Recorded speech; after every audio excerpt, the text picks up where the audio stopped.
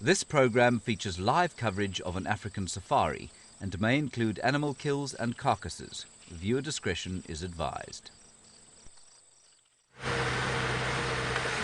Hello and welcome on the back of the largest safari vehicle on the planet on this beautiful summer morning here in the African bush. This is Safari Live. Ready.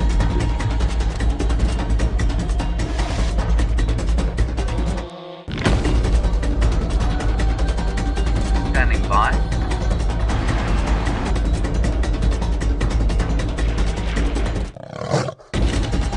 Five, four, three, two, one. You are live, you are live. And a very good morning to all of you and welcome on the Sunrise Safari. And it feels so good to say that once again. My name is Jamie. This morning I have VM on camera with me. Tayla is out with Zander. And we have a fantastic morning safari planned for you. We're coming to you live from Djuma, Arathusa and Cheetah Plains Game Reserves in the Sabi Sand in the Greater Kruger National Park area of South Africa. And not only are we live, but because we're live, it means we're also interactive, which means that you can send through your questions on hashtag #SafariLive on Twitter or email through to questions@wildearth.tv. And I have to tell you, as wonderful as the extended night drives were, and they were wonderful, it feels so nice to be out in the bush in the morning. It is my favorite time to be out and about exploring. There's always that sense of excitement and the mysteries of the night unfolded. That was a hyena, not a leopard. Thought I saw a leopard track, but it was a hyenas. And we are on our way towards the Nkuhumas and their adorable little cubs. Having seen them acquire their hard-won meal, it'll be nice to go and see all of the cubs gather together, perhaps see if the Birmingham boy is still with them. All in all, I'm pretty excited about this morning. Let's see if we can't find any leopard tracks as well. I know that Tayla and Herbert is also out. Herbert is our wonderful tracker. They're busy searching high and low to see whether or not there's any sign of the Queen of Djuma returning once again. Feels like it's been a long time since we've seen Karula. In fact, the last time I saw her, she was being chased away by baboons, or chased away by the presence of baboons. And for those of you who are new to the safari experience, Karula is a female leopard. And the Nkuhumas are a lion pride. Just to clarify for those of you who are new to this whole experience. And unfortunately, no broadcast from Kenya anymore. But I'm sure that Master Henry will be returning with all sorts of exciting tales to tell you at some point in the next few days. The new Mara expert. And despite the threatening sky over the last few days and predictions of rain, we haven't actually had a drop. It's still threatening though. The sky feels heavy enough that perhaps we might have some rain. Unfortunately, I think it's starting to break up and burn off. But at least we have had some, and the green flush is definitely showing through now. The bush has transformed in the last 7 or so days. When was the rain? It was Sunday last week, yeah. The bush has transformed in a week. Absolutely amazing. And all the animals have gone into hiding. Except for that little steenbok over there. Hello, little boy. Definitely. Oh, bye-bye. It's okay. Oh, there we go. Relaxed again. Definitely one of my favorite antelope to start off with. The smallest of our antelope species. And definitely one of the prettiest. It's actually quite a large male. Despite not being larger than a small dog breed, no, not much larger than a small dog breed, that's actually a fully grown male, and those are his fully grown horns. Not to be underestimated. Oh. Fair enough, I suppose it is early in the morning. Going to sleep, mister? Yep. I'm going to go and hide behind this tree and go to sleep. So as I said, the dagger-like horns not to be underestimated, and they do use them to clash fiercely with other males in the territory that have entered into their territory. The females also fight, which is something is hard to imagine because the female steenbok don't have horns, but apparently they do fight off other females when it comes to defending their territories. The males fight off other males, females fight off other females. Can you imagine watching? I've never thought about this before, but I've never ever seen two female steenbok having a bit of a box. Might be fascinating to witness. We're going to trundle along to the lions. We'll spend a little bit of time with them. And then afterwards, my plan is to try and find out what has been smelling so bad off Gallagher shortcut. I'm starting to wonder whether or not it wasn't that injured buffalo that Tayla spent a little bit of time with not too long ago, but something has died around Gallagher shortcut and we haven't found it. And there's hyena tracks absolutely everywhere. Unfortunately, before the hyena fanatics like myself get too overexcited, unfortunately they all cross constantly backwards and forwards from Manyeleti. So our hyenas are not back. They're just spending quite a lot of time on Djuma, and I think it's because of whatever's there. We might have to go and find, perhaps we might even find some very fat, well-fed hyenas. Why are those impala running like that? They look quite frantic, and there's no reason for them to be because there's no vehicle. What's going on? No, there's a reason for this.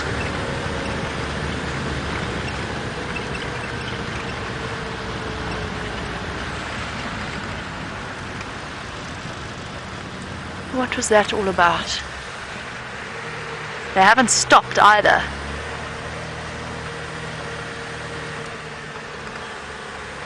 It might have just been a panic, but the fact that they usually panic and then stop. If they hear a strange noise or something like that, I wonder if there's no wild dogs around. That would be an exciting way to start the morning. That'll definitely change our plans. They're gone. It's like they weren't even here. What on earth was that all about? Let's just stop and listen for a second. Now that's the one animal. If it were a leopard or a lion, the impala would immediately have started their bah. They're sort of, I think Taylor's described it best. It's like popcorn kernels popping, their alarm calls. The one creature that they don't alarm call for is a wild dog. And it makes me wonder whether or not there aren't wild dog dashing about. Or you've got to have eyes in the back of your head if it is wild dog. There's an impala dashing behind me, but it didn't look quite so frantic. What was that about? I didn't see anything. I'm trying to have my head on swivel. I'm going to hang around here for a little bit and just see whether or not the wild dogs don't come dashing across the road. In the meantime, let's head across so that Tayla can say good morning to you all.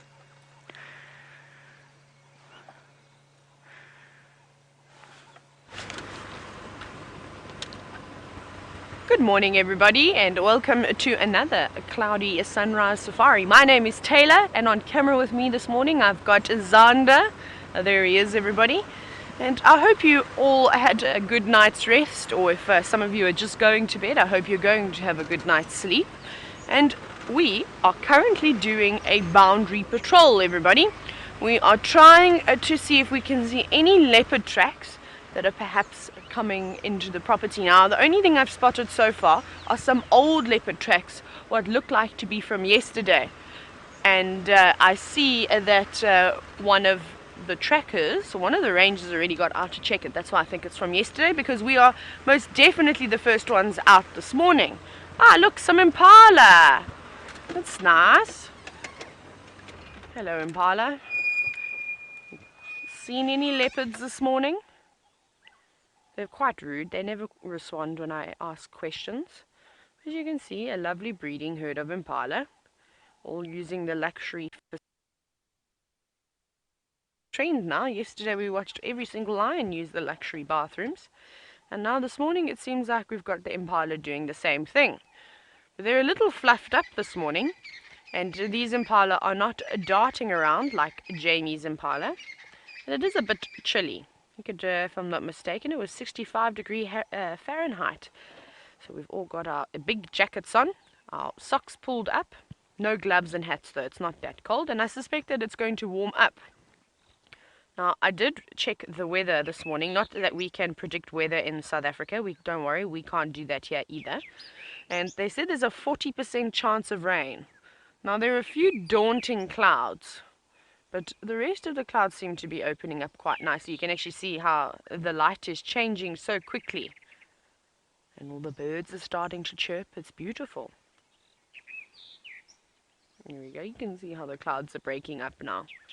But I do hope that we get some rain today. I'd be quite happy with that. But during drive, so it can pour with rain now, and then it must stop for this afternoon's sunset safari. Like I said yesterday, it's been pouring with rain in the southern sectors of the Sabi Sands and the Kruger National Park. But the wind died down, and it didn't quite make it to us. Lovely impala. All got their heads down, eating those lovely new grass shoots that we've all been chatting about over the last few days. And I know for those of you who have been following my photo of the grass that we've been doing over the last few days, I apologize. I haven't been there twice. Yesterday, I got so caught up with the lions because they were just so fantastic that I couldn't bear to leave them. And I think that you would all agree with me. So possibly this morning we will have to go there at some point just to do a little snap and just see how the grass has gone. It's really quite nice to see what 2 days of grass that's been growing looks like. It should be almost a carpet of grass. But I think all the animals are looking a lot happier. The fact that they can now eat this lovely grass. And it's almost the length where the elephants are going to start pulling it out the ground as well. So that's going to be fun to watch, especially the little ones that haven't been able to learn how to use their trunks just yet. I think that could be quite entertaining, trying to pull the short grass out of the ground. But I think let's carry on. Let's carry on with our boundary patrol to keep looking for a spotted cat. And perhaps we'll even see a hyena along the way. I've been seeing a lot of hyena tracks. We normally see them going along the boundary roads. And also looking out for any hyena pastings. So the way hyenas actually will leave a scent behind. They defecate, but they also do an anal pasting. And if we can find one of those, that'd be quite amazing to see, quite special. Now I'm so glad I've been able to put my spotlight down now. It's quite difficult to track when it's dark, so I can see a lot better now. So please excuse the power lines. This is one of the things you have to bear with when we are driving on the boundaries. But I haven't seen anything, not anything just yet. But also listening out for any alarm calls from the birds, from the impala or bushbuck or anything really. And I haven't heard any of those yet either. Where are you? We haven't really been seeing too many leopards. I know Jamie had Tingana the other night, and now since then he's disappeared as well. So hopefully we're going to get something this morning. I'd quite like to see a leopard, and preferably one that doesn't disappear after 5 minutes like I had the other evening with Tingana. As beautiful as what he is, I didn't really get a good look at him.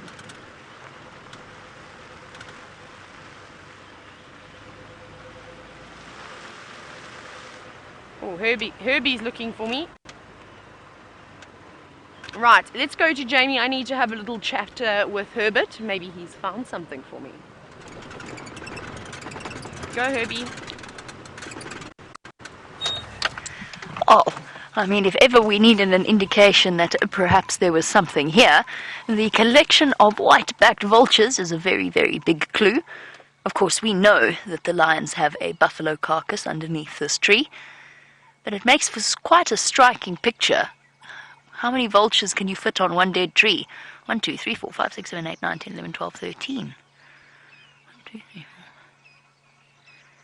Yeah. And one starling. It looks very, very tiny and out of place. Don't you find birds amazing when you look at the vast difference in the different types?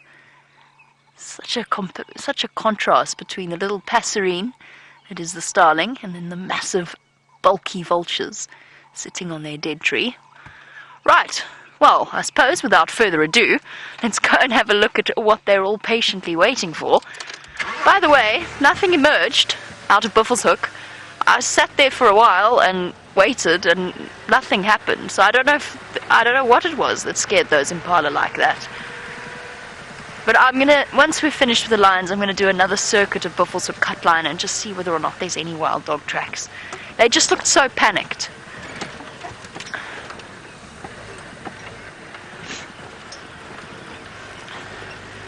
Now, Red, on the subject of our panicky impala, before we get to our lion kills, good morning to you and welcome to the Sunrise Safari. The reason that impala don't alarm call at wild dogs is the fact that they don't have time. They really don't, because of the way that the contrast between the way that wild dogs hunt and the big cats hunt. Sorry, vultures, good morning. Sorry. Hello.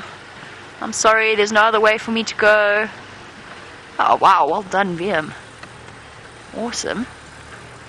Sorry. So, Red, with impalas, with wild dogs as they race, that's actually a beautiful sky. As wild dogs race after impala, they don't hunt by ambushing. So an alarm call can ruin a leopard or a lion hunt because it's basically drawn attention to them, and the impala know that they can outrun them if they have enough warning. But for wild dog, they don't know that at all. They just know that they have to run and run and run and just hope that they don't get unlucky. And one sighting immediately springs to mind with one poor pregnant impala. It was not my sighting, it was James's. I don't remember who was on camera with him. But this poor impala ewe obviously couldn't run anymore, and wild dogs chase down their prey. They've got incredible stamina and they exhaust them. And this impala ewe obviously just couldn't run anymore. And she just ducked behind a bush. She ran and then just ducked and went flat. And somehow it worked. Please don't defecate on my head. Hello. Gosh, I was here the other night. I can't even remember where the buffalo kill is now. Somewhere here. Yeah, it must be there. Yeah. Oh yes, because that's the apple leaf that the cubs were climbing. I saw that video. It was amazing. Hello, little ones. Oh, jackal. Black jackal. There's an animal that we don't always get to see. How awesome is that? And they are such brave little scavengers. I'm actually going to sit here and let this jackal relax a little bit, and perhaps it'll go back towards the lions and their kill. Because it's fascinating to watch the interaction of these cunning little creatures. Basically the equivalent of a coyote or a fox. Tiny little dog-like, well, actually basically dog. Hello. How cool is this? We hardly ever get to see jackal. And watching them interact with lions or predators on a kill is always fascinating, because they are very, very brave. And they'll go forward and they'll steal from right next to the sleeping predators. Come on, jackal. The lions are just there feeding off the carcass. There they are. Cubs tucking in with mom. Ah, this could be awesome. Little cub decided had enough of buffalo breakfast and would like to wash it down with some milk. Thank you very much. Mom not terribly keen on obliging. Where did our jackal go? Keeping an eye on him. I really hope we get some interaction here. Where did it go? You got it there, Vim. Oh, well done. Yes, we see you. That is such a nice surprise. Okay, I think our jackal's settled down. Oh, if that yawn is any indication. So let's sneak a bit closer, and then we'll wait for the jackal to do the same. And they're such comfortable little creatures. And this one I can see is relatively comfortable with vehicles.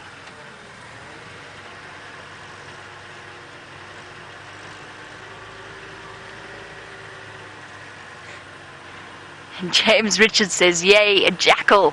one of his favorites. I know they're your favorite, James. I know Aaron also loves them. It's wonderful to see them again. There we go. Looking for all the world like a fox with their large ears. This is definitely not a view that we get to enjoy all that often, so let's just enjoy it for the moment. I wonder if it's a male or a female. It's a boy. A casual scratch behind his ear. I wonder if there's any more in the area. Trot, trot, trot. A very easily identifying nick off the top of its right ear.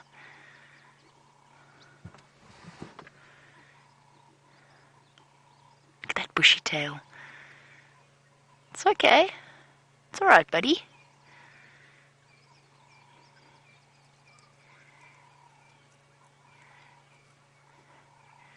Now, for some reason, it's an animal that we don't often get to see, which is why we are so excited about this particular sighting for new viewers. And they are incredible little creatures, amazing opportunists, scavengers and predators in their own right. And they live together in little family groups, in monogamous pairs, doing a circuit. It's going to keep circling us, I think, and going to keep circling the lions. You can see sniffing. It knows the carcass is there. It knows the lions are there. So they live together in monogamous pairs. So this male, that's why I said I wonder if there's any others around, since this male might have a mate somewhere nearby.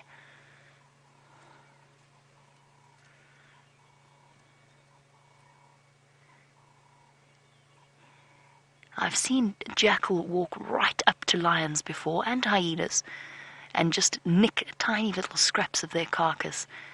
They know that their reflexes are very, very quick, but the one disadvantage that this little jackal has, and I'm not too sure which lionesses are there at the kill, but when we do get close, it'll be nice to have a look. I want to know if the young lioness is there, because the young lioness will be the biggest threat to him. Young lions, particularly young male lions, but young females as well, and we've spoken about this before, often are more inclined to chase away little scavengers and other competition. There's just something within them that is still learning, and they still entertain themselves. Oh, look at that.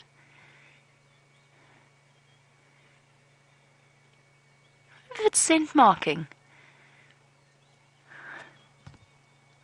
That's very interesting. Is it scent marking or having a scratch? Or did it just accidentally walk into a bush? No, I think that was very deliberate, and I think it is scent marking. They must have preorbital glands. There might even be a really nice smell on that particular tree, as it's rubbing on itself. And hyena do it, wild dog do it, and so do jackal. Whenever they come across a tantalizing scent. Oh, what gave him a fright? I wonder. I think he might have been rubbing himself in lion urine. I think one of the Birmingham boys might have scent marked there. For some reason, the canids and the hyenas like to be smelly. Lions do it too, and leopards. It's one of those curious things of animal behavior. So cool. That jackal's going to stick around.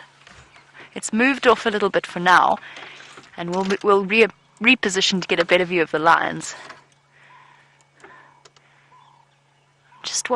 I'm just watching it one last time. I just want to see where it goes before I reposition, because I think it's making a beeline back to do a circuit around the carcass. Sue, you wanted to know which type of jackal I said it was. It is the black-backed jackal. We get two species here. We get the black-backed and we get the side-striped. You can see where the name black-backed comes from. It's got almost like a saddle effect on its back with the black and white fur. Of course, now you can't see it at all, or only just see it. So, Sue, this is the black-backed. The side-striped is more uniform in color. It's a sort of a greyishy color with a whitish stripe or a slightly lighter stripe running along the side of it. And they're slightly bigger, but I mean barely. There's a hardly noticeable difference between the two different species.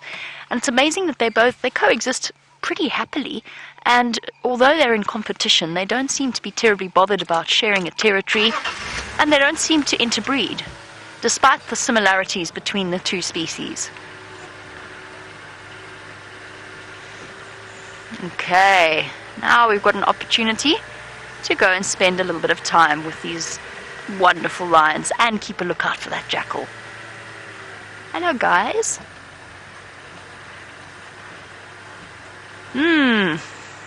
That's acquired quite the smell. Hello, lioness.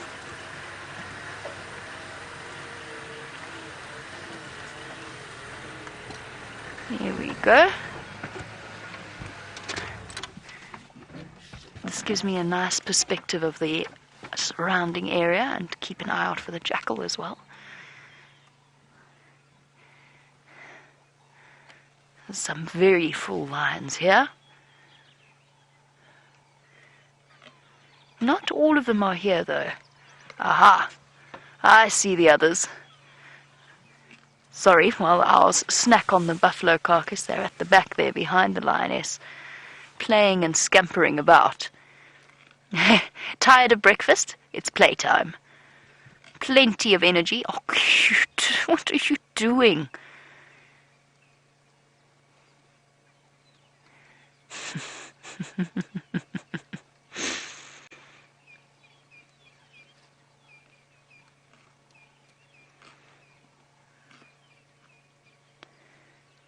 Little gambling balls of fluff. Always thoroughly entertaining. That's interesting. I'm starting to see the difference in approach between the younger cubs and the older cubs. The younger cubs are playing off to the right, and the older cubs are, as far as I can tell, these two are both from the older set of cubs. And they're going to start going through their growth spurt with voracious appetites. And you actually see the difference in their behavior. They're much more aggressive around the carcass. And they tend to be feeding more often. Well, that makes sense. They're getting closer and closer to being weaned, and therefore need to eat as much as they possibly can.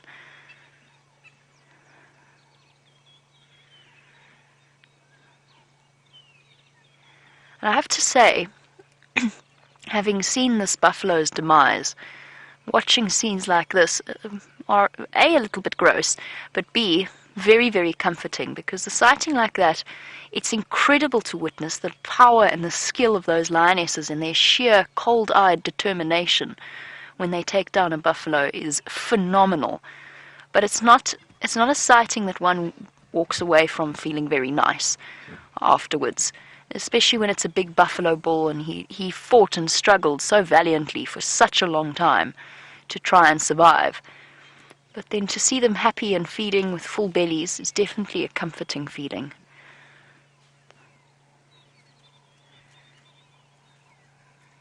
My dear, you've got breakfast all over your face.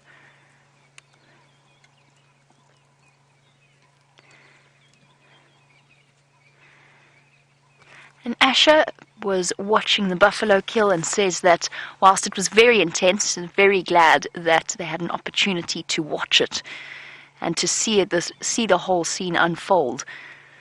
We're very privileged to be able to witness moments like that, and it's never easy. I don't think anybody gets enjoyment out of it. Oh, so angry. Such voracious little cubs. Oh, so vicious, with your ears right backwards. The female's so full, she's just panting. It is incredible to witness. It really, truly is. But, yeah, I think we're fortunate to see it and to see how hard these lionesses have to work to feed their families, and to think that they do that once every 3 days, and the risks that they run in taking down something as massive as a buffalo bull. Broken legs, internal injuries, and lionesses get killed in those hunts, and lions, male lions. It's a very, very dangerous thing for them to do, and yet they have to, especially with 8 hungry mouths to feed. And to see the teamwork involved is also, well, it just gives you a whole new respect for them. It really, truly does. And we get to see these, I was going to say tender scenes. I don't think that's perhaps the best description. But we are fortunate enough to witness each and every aspect of the lionesses' personalities, including this one.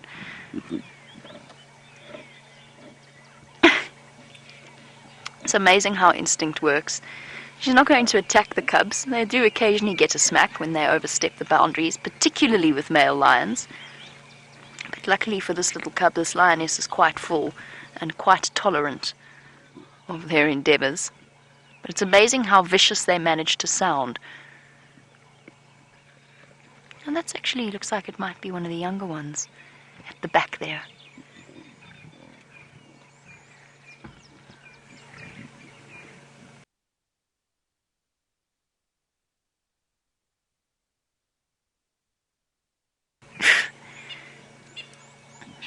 Yeah, so lions' table manners are not exactly very refined.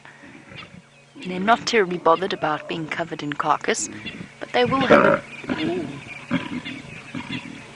That noise came from the cub, by the way. That's how vicious they can be. And it's astounding how at only a couple of months old...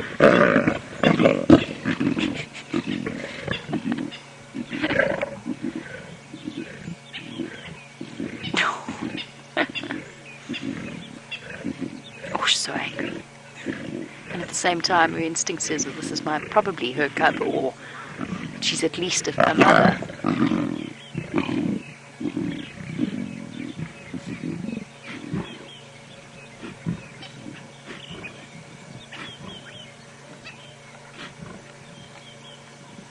Everybody has to fight for their place at the dinner table.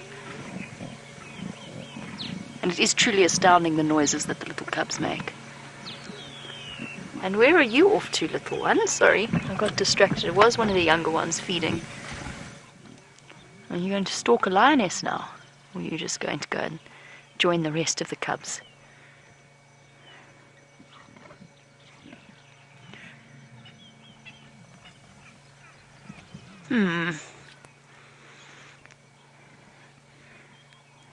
As appetizing as this is, I might reposition us and go back and have a look at the other little cubs. I mean, I'm sure we're all enjoying it, but hello, old girl. Not old girl, sorry. You're just covered in buffalo. So we've only got 4 lionesses here. I'm going to reposition, go and see what's happening with the other bundle of cubs. Let's head across to Tayla, who is enjoying the signs of spring.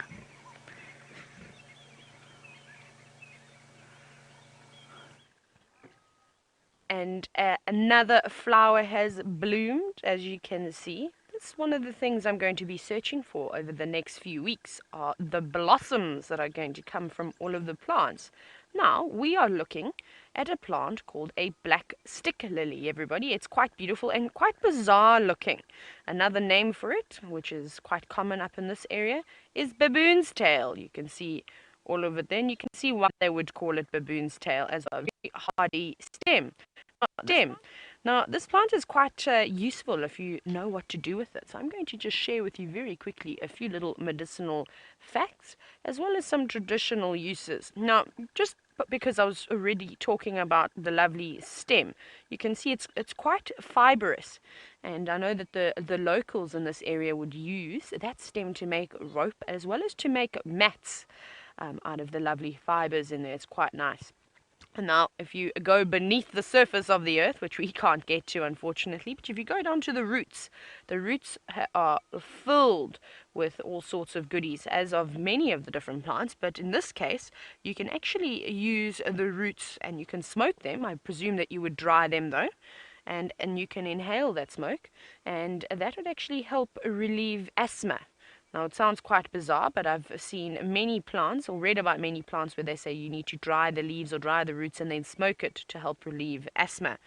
Another thing that you can do with the entire plant, which is quite nice, so you're not wasting anything, is if you dry the stem, you dry the leaves, you dry the flowers, you dry the roots, and you smoke it, and you light it on fire and you let it smolder, and then you would inhale that smoke like you would inhale steam, and that can actually help stop a blood nose. Now, I need to keep note of that one. Unfortunately, I suffer from nosebleeds in extreme heat, so this will be a good thing to have around, and actually see quite a bit of it. It grows quite prolifically in this area. That's good to have around. And slowly over the next few weeks, you're going to see lots and lots of flowers popping up. And unfortunately, like this plant, most of the flowers don't last for very long. These ones only last for about 2 weeks. So hopefully there will be some other flowers around. But quite beautiful, isn't it? Like Jamie said, it's definitely a sign of spring, and that we had a little bit of rain. And they're very tough plants too, everybody. They can survive droughts, which they just have, fires, and extremely cold weather, which we sometimes have. We don't really have it too cold out here. But really good, tough, hardy plants. Actually quite nice ones to grow in your garden. I believe they're quite easy to grow as well. I think they're very pretty. Very nice. We'll have one more look at the flower, everybody. This one's like a slightly different color. This one seems to be more white compared to some of the others that are lovely and purple.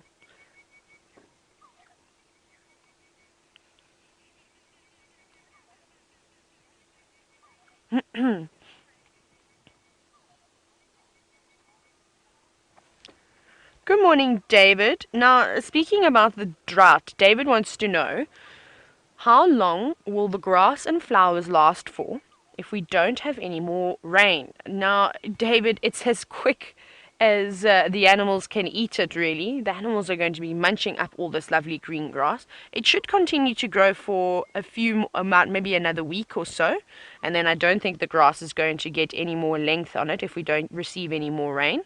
And the flowers should start popping up. But like I said, the flowers don't normally last very long anyway. So if we don't get any rain, I'm going to have to just give a rough estimation. I reckon about another 3 weeks we'll probably have a bit of grass around, but the animals are going to eat it very quickly. I mean, we've even seen the browsers stopping to browse now and actually pop their heads down and feed on the lovely new green shoots that are coming through. So if everybody does that, they're going to eat it up very quickly.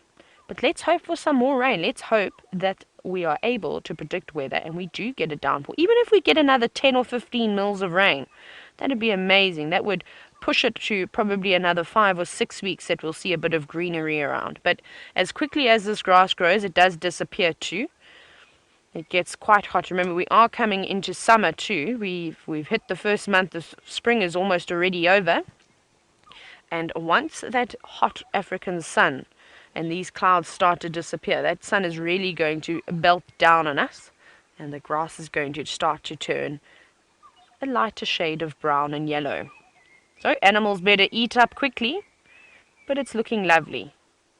Right, so I think we're going to carry on, everybody. We're going to continue on our search for leopards this morning, as well as hyenas. That would be nice, and I wouldn't mind seeing some elephant. And of course, if there are any colourful things coming out of the ground, we're going to be looking at those too. But if you look up into the sky, you can actually see, look at the clouds. They're opening, and this is the only time you'll hear me say that I want the clouds to form nice and thick and nice and low, dark and grey, so we can get some rain. Now, while I ponder about perhaps doing another rain dance, I think let's go back to Jamie and see what those little lions are up to.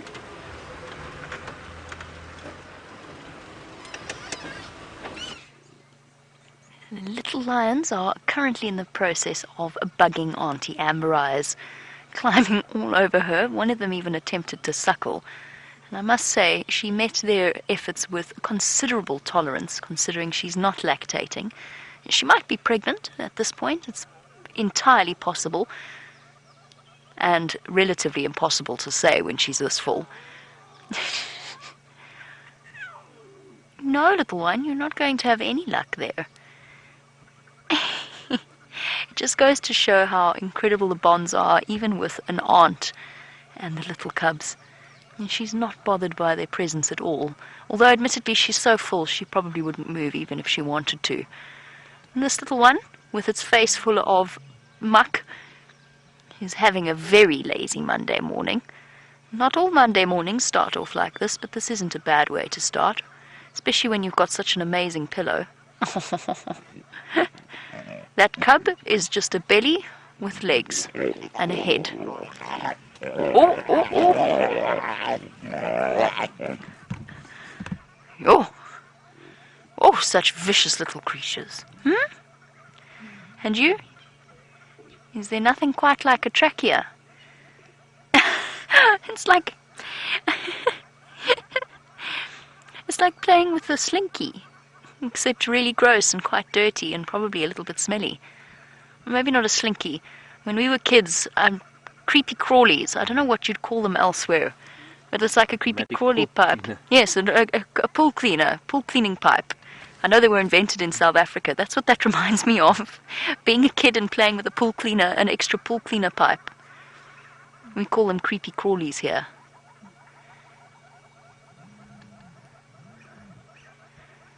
I am the master of the trees, sort of.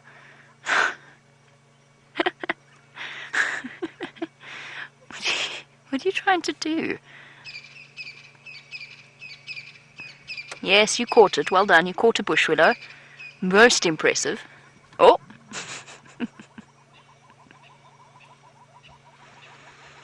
You're a little troublemaker, you. Oh my word, look at that belly. Have you ever in your life?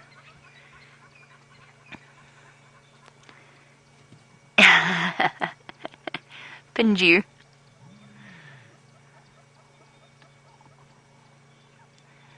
Oh, little one, you've left your windpipe open for somebody else to snatch it now. You've been distracted. Oh, you can see how cross the little ones get. They get so bullied.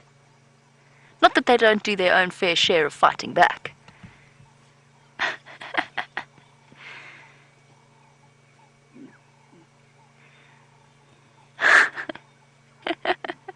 Which side you going to come out? Which side you going to... Ha ha.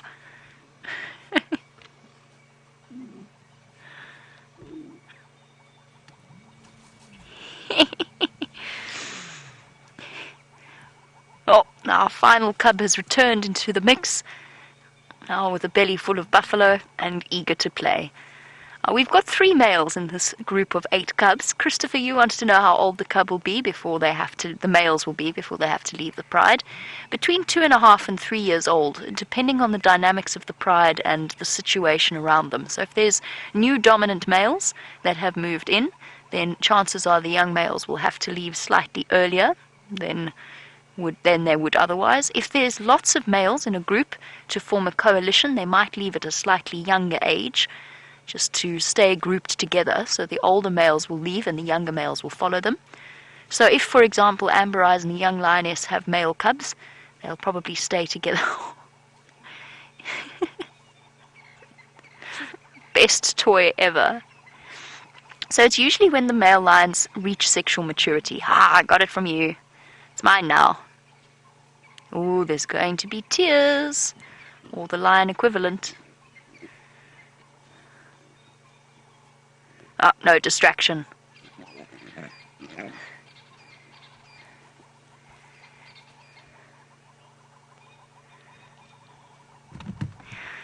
And sometimes they are so like house cats, and others, and at other moments they are so wild and unruly.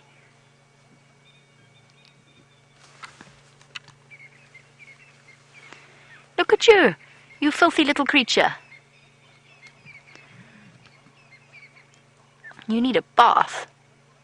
A jolly good bath.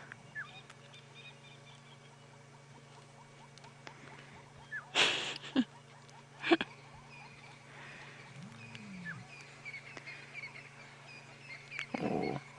Those massive paws. They are so overly large. Ha. Yes, you catch that stick. Show it who's boss.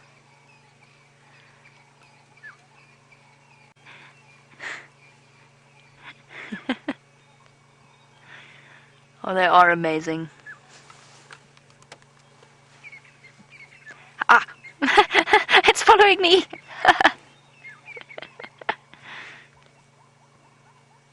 It's okay. wrestled into submission. And the trachea is the perfect toy, of course, because it's reinforced with cartilage, so it doesn't break down as quickly as the other things that they might decide to play with. So it makes the perfect chew toy, especially for the older set of cubs that might... Oh! Well, that was graceful.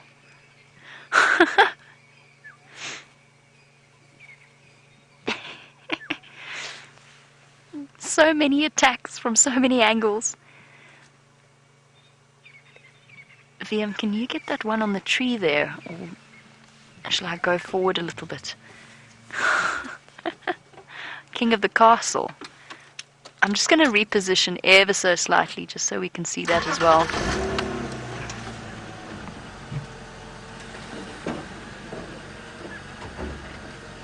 Hello.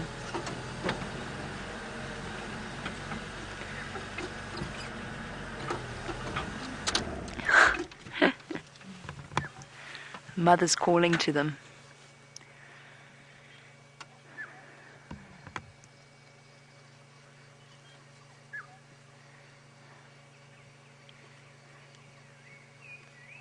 Oh, they're so full. It's wonderful to see. Full and happy and healthy. All of this play is so vitally important in developing those skills that they're going to need in the future.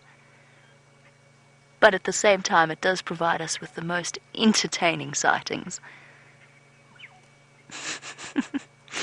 Not quite as graceful as leopards. At this age, Karula's cubs were racing up and down trees. Okay, admittedly they fell out every now and again.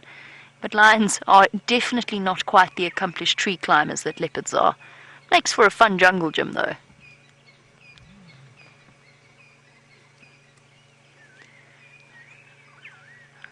Practicing stalking now.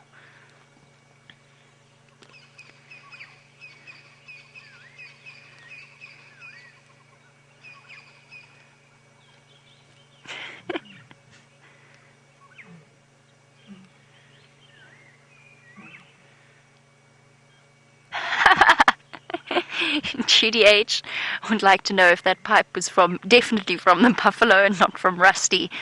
Rusty, of course, is one of our vehicles. Well, Judy, the way that I drove Rusty the other night, and don't tell Steph this, please, but the way that I drove Rusty the other night, it was almost possible. But I think in this case, Rusty is all intact and accounted. I did actually, funnily enough, check Rusty very thoroughly after the events of the other evening. We did some very interesting driving, as you may have noticed, and I imagine that Wendy, because Brent was in Wendy, I imagine that Wendy also had something of a tough time.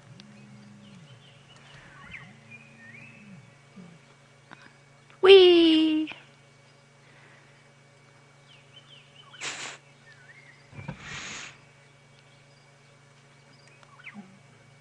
And the lioness is just standing there going, ooh, ooh, trying to account for all her cubs, but too full to actually go and find them.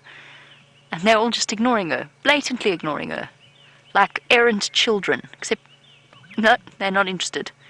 No, thank you. There are far more important things, Mom, than a bath right now, which is what we know you want to give us.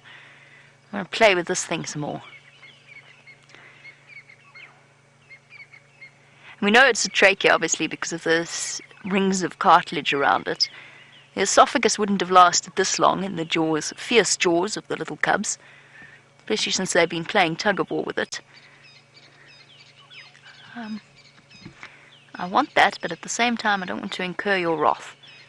I'm just going to sit here and make faces.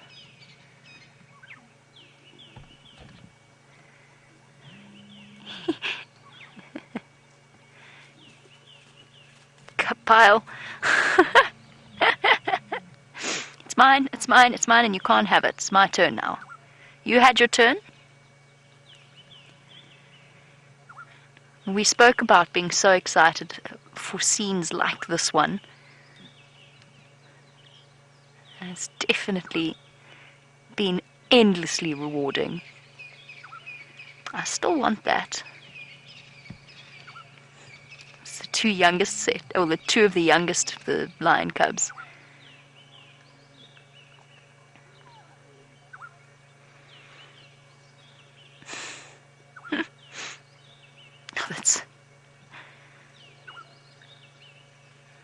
If the lion cubs are anything to go by, this is the best toy ever.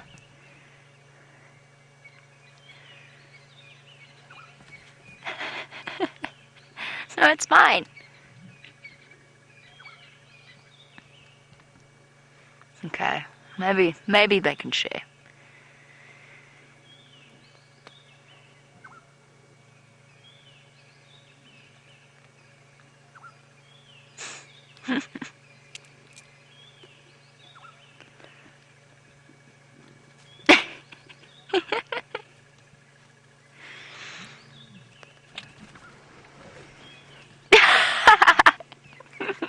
Ha! Outfoxed you.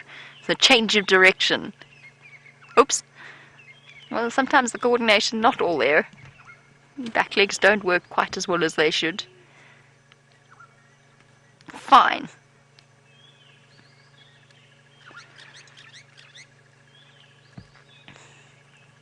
I'm going to see what other trouble I can cause. Oh, what was that? Oh, stick. Amber Eye's just watching.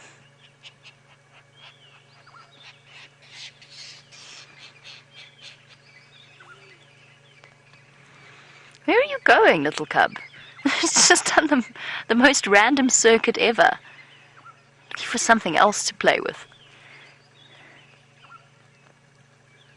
The bush willow will do.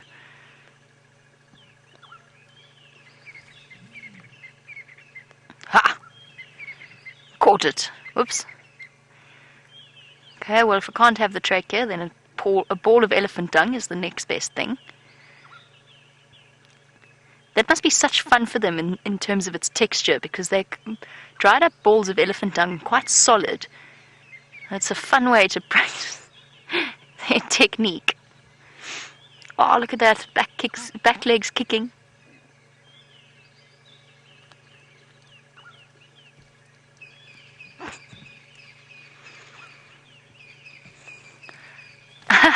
Catch me if you can.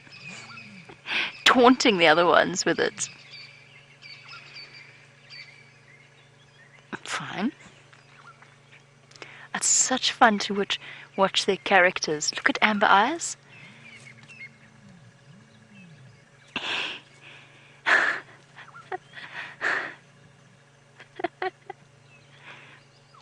What are you two up to? I think she might even decide to join them, but she's just so full that she can't really be bothered.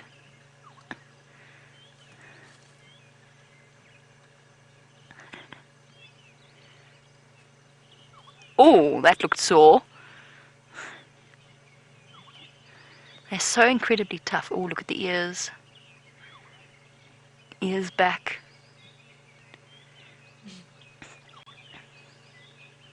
Suppose you really have to learn to share in a family of 8.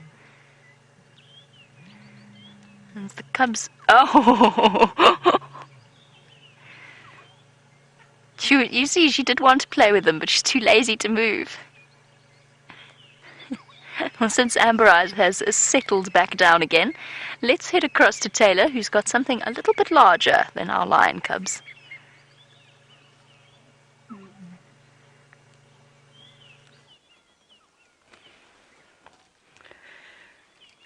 We are sitting with a little elephant calf, everybody, who's providing much entertainment this morning.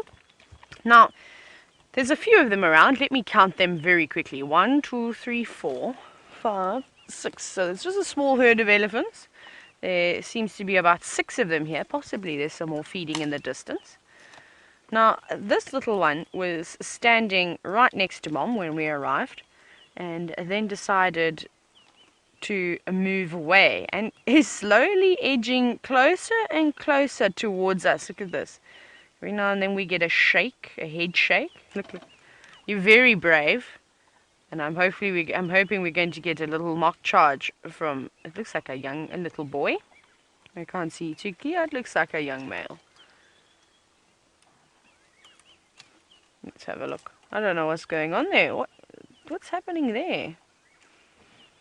It's quite interesting.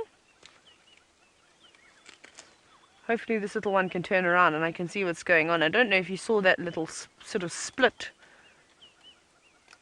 No, I don't know if that's an opening or a closing. It looks like a little boy. He's a very round head. But we will see just now. Now he's eating into the trees. Let me go forward just a little bit. Let's see how this little one is going to react. No, not bothered at all that I started my vehicle. There's going to be another little gap we'll be able to look through and watch it stick its head through the trees. You are very brave. You don't mind us at all. You're quite curious, actually. Now, I think this elephant is younger than 6 months, though now it seems to be feeding all right. But we were watching it trying to pick up a branch a few moments ago, and it was really, really struggling. So I think it's possibly maybe almost 6 months old. It takes them almost a year to train their trunks properly. It's tall, but everything else about this elephant is quite small and petite. So it's fooling me a little bit. But let's see. Are you doing well with your trunk now? Maybe you were just putting on a show for us. But this is my favorite animal, everybody. I could spend the next 2.5 hours with these elephants and just watching them feed and go about the dam. I'm quite surprised that they are still feeding on the sickle bush, which is what they're eating now. And there's another elephant, the mother of this calf. She's just to the left. She's still digging for roots. I thought that they would have been going for the lovely green grass that's coming through, but perhaps it is still a little bit short for them to pull out the ground. You can see how she's trying to twist and break that tree and try and pull the roots out of the ground. She's been digging, as well. You can see there's quite a bit of fresh soil out and about on the ground. Very good diggers. There we go. She just kicked a little bit. And I love that motion, how they often kick forward and then they scrape it backwards to remove that excess soil. Very clever animals.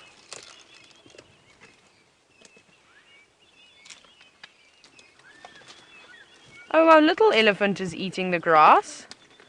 Have a look. Struggling because it's short, so it's quite hard to pull out. Look at this. Yay! The first time since we've had the rain that I've seen elephants eating the nice green grass. Now, that's a good thing for this little one. It's got lots of nutrients and all sorts of goodies. Now you've done. Is it proving to be quite difficult? Don't blame you if you stop. You can wait a few more days. Now he's hiding behind an apple leaf. Yes, it indeed is a little boy. I'm not sure what was going on that little one's stomach. It looked like there was an extra flap of skin there. Maybe it's a bit of a bulge. You're hiding away from us. Oh, we've got another one coming towards us. Look, he's coming up right up to say hello. Hello. I'm going to come right past the vehicle. I'm watching you. Even though I'm lying down, I'm still watching you. Oi. Cheeky. That's naughty.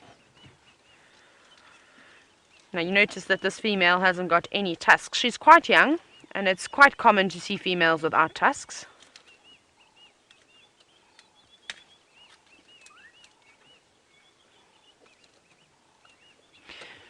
Now, something that I'm going to ask Eggsy to have zoom in on. I think let's try this big female that's feeding straight through here. Eggsy, can you see just above their eyes is a bit of an indentation on their head? Can you see that? Yes. Now, Bill wants to know, is this indentation that you see just behind their eyes an indication that they're malnourished? Now, Bill, no. This is actually just the skull. And I don't know if you've ever been fortunate to have a look at an elephant skull, and I don't have one to show you, but perhaps you could Google what an elephant skull looks like, and that's just what it is. That's the design of it, and creates these unique features. Every now and then, like humans, every elephant is different as well, and I've seen some of them that have got quite a big sort of forehead. And they look almost very prehistoric as to sort of how the cavemen's skulls used to look. And it's quite funny to see that. So all slightly different, but a very sharp head, like you can see on this female over here, very square. So that's typical of the females, whereas the males' heads are a lot rounder. We haven't got any big males here to show you, and that little one's head is still quite small. It's not very obvious. Oh my goodness. Mom of the calf has managed to pull out a big root, and look at that little one racing in to see if he can pick up on any of Mom's scraps. He's not big and strong enough yet to uproot any trees. Maybe, possibly a sapling, but I even think that may prove to be a little bit on the difficult side. And now, I think, let's see if he's going to find a little piece that Mom has perhaps dropped. No, nothing yet. Oh, there we go. A small bit. When Mom finishes eating her big branch, this little one's probably going to pick it up and have a little bite on it as well. But I think until this one gets to about 3 or 4 years old, not really going to be able to dig very well. You can see Mom pulling up that root from the ground, and she's just munching on it, stripping all that lovely bark off of it. And I think she's excited that she knows in a few weeks' time she's not going to have to worry about eating that bark anymore. She's going to be able to have lovely grass.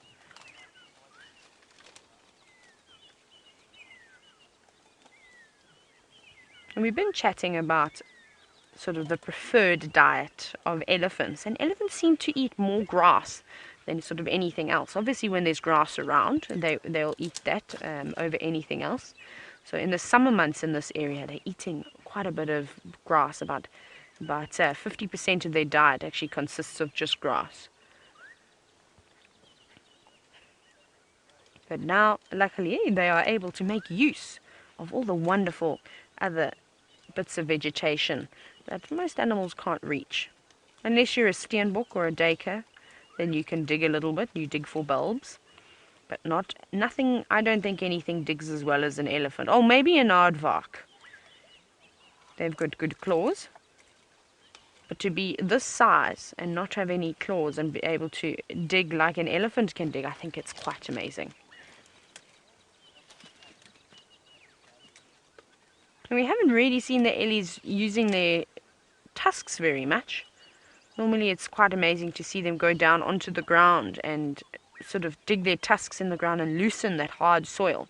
But I suppose after the rain it is nice and soft, so there isn't really much need for them to do that. But that's always funny when you see an elephant do a handstand.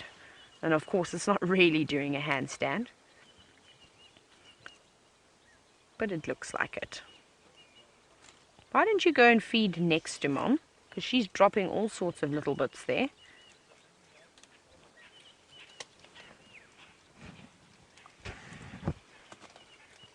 But there is nothing better, in my opinion, waking up and viewing the elephants.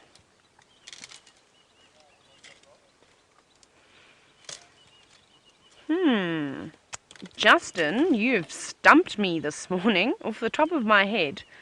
I cannot think of what the core temperature of an elephant is. Justin, I'm going to have to get back to you on that one, so keep watching.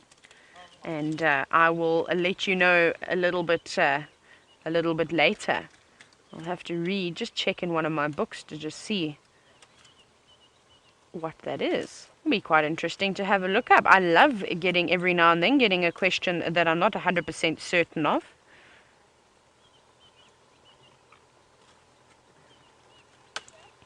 But I'll definitely get back to you.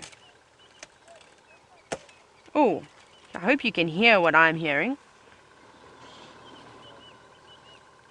Now you can see how that female is secreting a liquid from her temporal gland, and you all see that next to her eye there. Now I'm not sure, I can't see that this female has a young, oh no, she does have a younger calf, sorry, it's just moved away now. But possibly it's just due to the stress because of the drought that we're experiencing at the moment.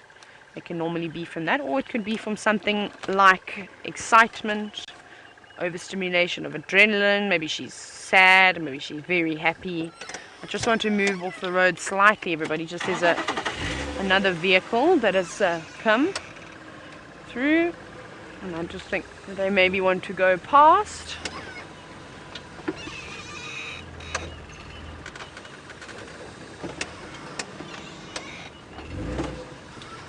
go. Sorry, everybody.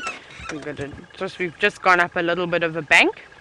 Just wanted to move my vehicle off the middle of the road so everybody else can go past.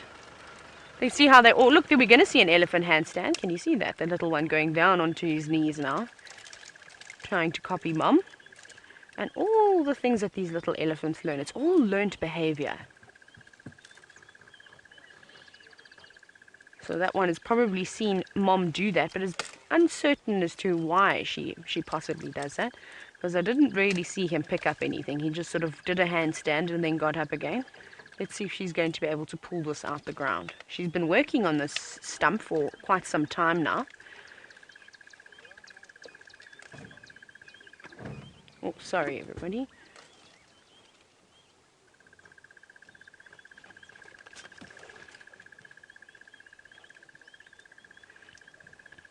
Now, we haven't actually been seeing any of these elephants here suckling. They've all been too interested in what the moms have been doing. And I know Daniel wants to know, what age do elephants get weaned? So, Daniel, I'm going to start a bit further back with you. So, the gestation period of an elephant is 22 months. It's the longest for any land mammal. Now, an elephant will give birth and have a calf, and usually anywhere between 3 and she'll have a second calf. Now, so she's basically producing milk almost the entire time. Obviously, as that calf gets to about 3 years old, her mammary glands are starting to dry up slightly. That was naughty. That one stole a bit of root that mom worked so hard for. You can see she's not impressed. She's taking it back. So Daniel, even when that elephant gets weaned at around 3 years old, maybe 3.5, when the mother has another calf, she's obviously her mammary glands are going to fill up again. And I've seen it so many times, and it's often you hear the trumpeting of an elephant or that high-pitched squeal, is because mom wasn't concentrating, and the older calf had actually come through and attempted to suckle again.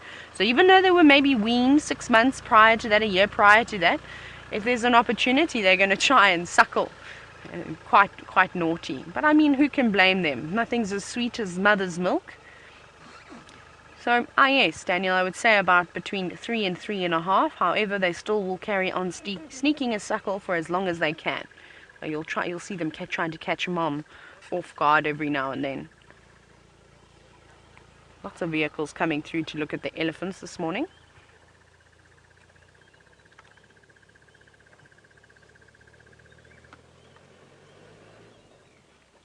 It's beautiful. I don't blame them. Everybody needs to come and have a look.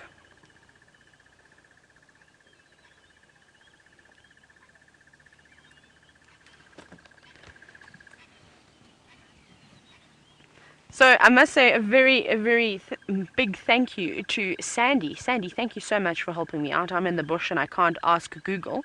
So I was going to try and read the answer. But Sandy says that the core temperature of an elephant is about 36.2 degrees Celsius. So thank you very much for that, Sandy. I'm going to add that in my notes about elephants. Let's see. Here is elephants. Let me write it down very quickly. I'm gone quiet because I'm writing.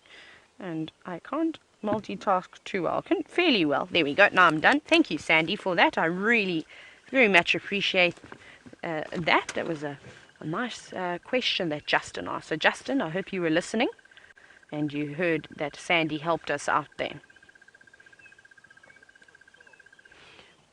Now, you can see this female was flapping her ears every now and then. It's not particularly warm, everybody. It's warmed up a few degrees Fahrenheit, but not very much. So I don't think she's flapping her ears to try and keep herself cool. I think there's obviously a few little midges or flies that are harassing her. So she's using her ears as a fly swatter. They're loving this tree. It's safe to say that this tree is no longer living. They have completely pulled it out, almost pulled it out the ground and eaten most of the root system. Well, everybody, I hope you enjoyed the elephants. We're going to see if they're going to hang around and possibly we'll be able to see them again. But I think Jamie's managed to spot that naughty black-backed jackal again. I went on a little journey away from the lions and their cubs to go and see if I could find a male lion, and I found our jackal once again. And he's just lurking. He's doing a very, very good job of staying at a safe distance and circling around and round this lion kill. You can see he's just waiting for the opportunity to have a meal. Listening to the calls of the lions, making sure at the same time that he's not going to accidentally stumble into one that's perhaps lying away from the kill. You've got to be careful. You never know where there might be a lurking lioness or a male lion. Apparently, I was told that there was a male lion somewhere here.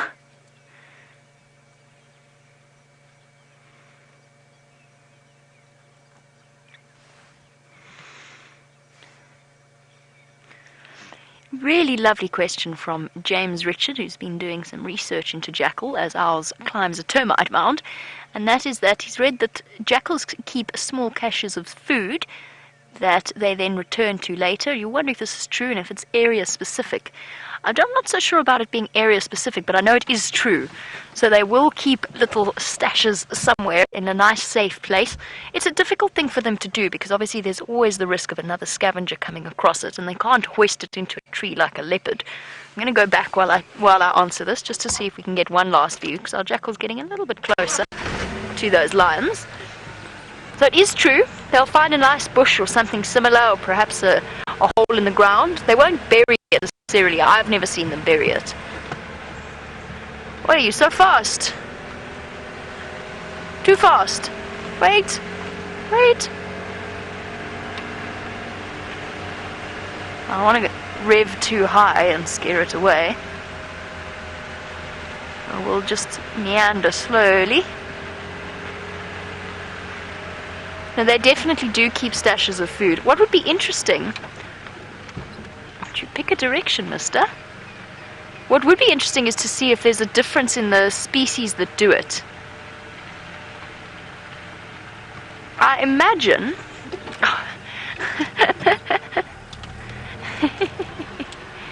The lions are just there. I would imagine that... Careful, mister. Protective lionesses and cubs there. I would imagine that it's something that you probably find more, just speaking about area specific, probably something that you find more in arid areas where food is harder to come by. I think that probably would bias towards favors of keeping food stocks when they can get them. And bear in mind, a lot of animals do that. So leopards, obviously, that's the most obvious, by putting it in a tree. Hyenas also do it, often by dragging it into a water source, a water hole, something similar, or a mud puddle. And they basically let it just soak and rot. But it's a good hiding place because it hides the smell of the carcass, which unfortunately I'm smelling quite well here. Hides the smell and it keeps it out of sight. And then you watch them go and collect it as they go and sort of stick their heads underneath the water to grab the carcass that they've stored there. Plonk. This is a jackal that's been around the block. He definitely knows how to play this situation. Just trying to see. We can't... To give you an idea, he's probably about 40 meters from the carcass. So not far at all. You might find that the lionesses are a little bit more protective because they have cubs with them. As I said, I've often seen jackals sneak up to carcasses and grab something, and the lionesses barely even bother to lift their heads. But that might not be the case in this situation. Although the chance of a jackal killing a lion cub is next to nothing, they generally are not going to take any chances. I think it knows that. But you can see why there's so many stories about the jackal being the cunning creature that tricks all the animals. And Aaron in New Zealand, one of the things I know you know that I've been dying to get on camera is jackal pups, because they are just adorable little bundles of fluff. And you're wondering what the mortality rate is of jackal young. I don't know the answer to that. I think it is very largely dependent on the circumstances in the area that they're in and the concentration of other predators and other competition. I've seen jackals successfully raise 5, 6 pups at a time. So you're probably actually looking at quite a low mortality rate, depending on if they get lucky or not. The things that might prey on a jackal pup would be something like a leopard, maybe even one of the smaller species of cats, although I think that's quite rare. The one thing that they do that helps to keep their young safe, similar to hyenas, is they den in places like termite mounds.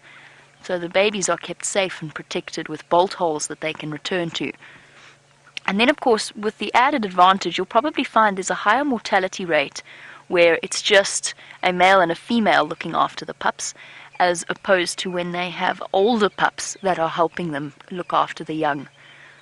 That's one thing that jackal do very well. They form those tightly knit family groups, and the offspring from one generation look after their brothers and sisters from the next. You'll probably find that the success rate is dependent on the number of babysitters, or the mortality rate has an inverse relationship to the number of babysitters, if that makes sense.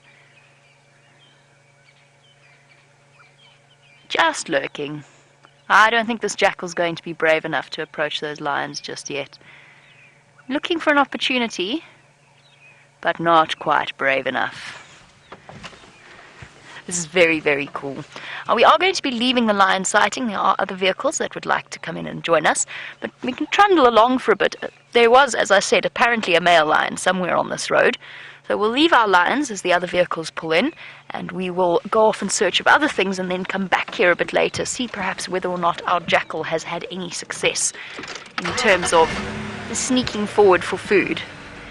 He might get lucky in that the cubs might have spread some scraps.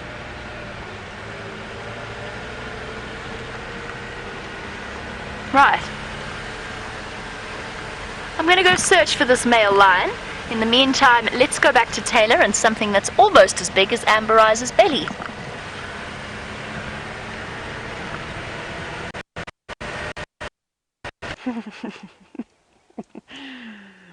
Almost, Jamie, but not quite. So, this female over here, Eggsy, kindly pointed it out to me. She's actually being a bit of a bully. Now, this is not the same female that we saw earlier that was pushing the tree around. This is another female. Now, she seems to be much older and much larger than the other one. But she came over and she pushed her out the way, and then she took over that tree. Now, let's see if we're going to see that same bullyish behavior that she did earlier.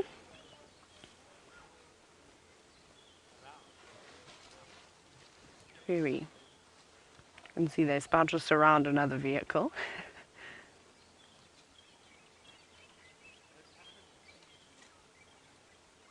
No, I think that other female's quite clever. She's keeping her distance now, and she keeps pulling her calf away as well. Now, they live in a family group, but sometimes you can find that there can be a little bit of friction between a few females, and that seems to be the case here.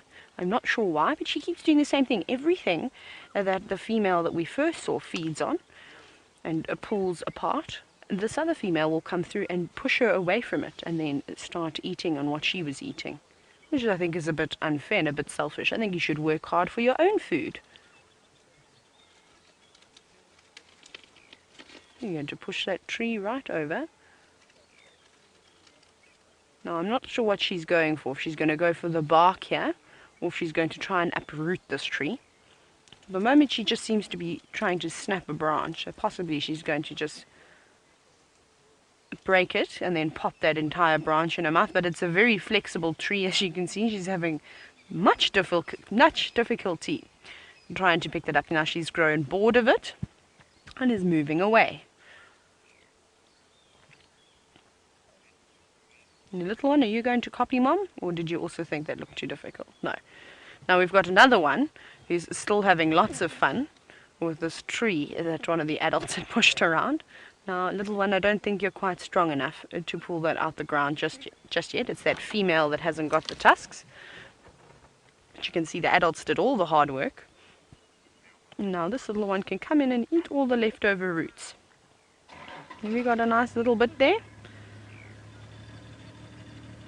Yeah. Oh no, that doesn't look too tasty. No, I would also maybe spit that out again. A little bit of bark.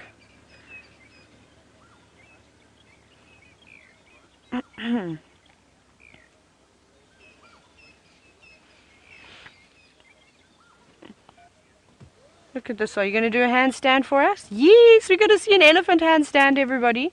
Now, you see what she would normally, if she had tusks, this would be a lot easier for her because she could just wedge her tusks on that tree and then use the force, almost like a pitchfork, and pry it out of the ground. Now, Ken from Oklahoma, good morning to you. Thank you for watching us today. Now, Ken wants to know, why aren't the elephants eating the lovely leaves that are on the trees? Ken, unfortunately, some of these leaves are very high in tannins and aren't very tasty. They're actually quite bitter. Now, too much tannin for an animal can actually cause tannin poisoning, so they'll only eat small amounts of it. I just want to say good morning to Rex. Hello, Rex. Who's driving past now. Rex and his tracker James has left the vehicle, and we've also got Herbert out there this morning, and they're trying to follow up on some leopard tracks for us, which is quite nice of them. So I'm going to have to say a big thank you to all of them. So Ken, that is the reason why they're not really eating the leaves at the moment. Now, because in the winter months most of the trees store their nutrients below the ground, so a lot of these trees lose their leaves during our winter, and all those nutrients are being stored in the roots as well as in the bark. So that is why for the last couple of months we've been seeing them digging up all the trees. You can see, like here, trying to snap that root, and there's quite a lot of moisture in those roots too. Now, when they eat the bark, earlier we saw this female strip a small piece and sort of shake it and then pop it in her mouth. Now, the layer that she's after in that bark is called the cambium layer, and that is the layer where the nutrients are transported from the roots all the way to the tip top of the leaves on top of a tree. Now, that's what they're after. They're not really after the dry, hard bits. They prefer those nice juicy bits. So when we see all the trees that have been pushed over, most of them have been pushed over in the winter months, and I don't like to think of elephants as being extremely destructive unless they are in a confined space and they haven't got enough area to roam around on. However, this is not the case here. They are purely pushing these trees over 90% of the time for food.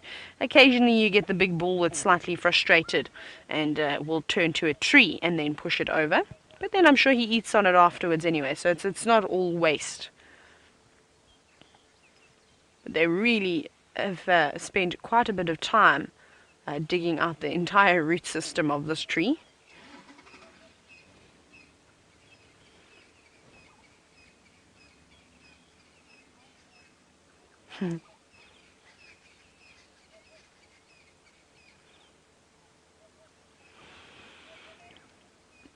So we've been also chatting about, we actually were chatting about this a few days, and I know not all of you are fortunate to be able to watch this show every day. We were chatting about how elephants' teeth wear down, and I just want to very quickly get the name of who's asking. Oh, never mind, I remember.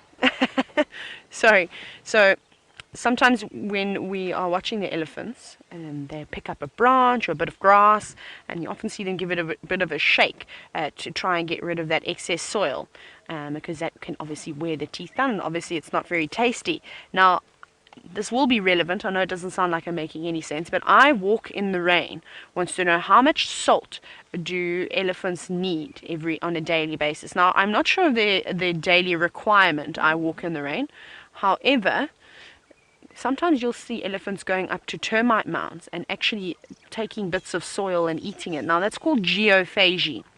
And that's often, if they're not getting enough nutrients from the grasses and from the leaves and from the roots and from the barks, they will physically resort to eating small quantities of soil, which is quite amazing. We're going to lose these elephants, everybody. They're about to cross off of our traverse. So I'm not 100% sure, but a lot of the vegetation and things that they are feeding on does have quite a bit of various nutrients in it, and of course the ground will have quite a bit of sodium in it if they are needing it further. But it's not very often that we see them doing it. I think I've seen it more in the drier periods, so the droughts that we have, and in the winter months you tend to see them taking a little bit of a mouthful and popping it in their mouth and chewing it. But of course it's not very good for their teeth. We know it wears their teeth down, so they do it very sparingly. They don't do it all the time. Now, our elephants have left us, everybody, and we're going to carry on as well. Right, we're starting. Good old Rusty hasn't failed us this morning. Now, while I go and find out what's happened with the leopard tracks, I think Jamie's found what she was looking for.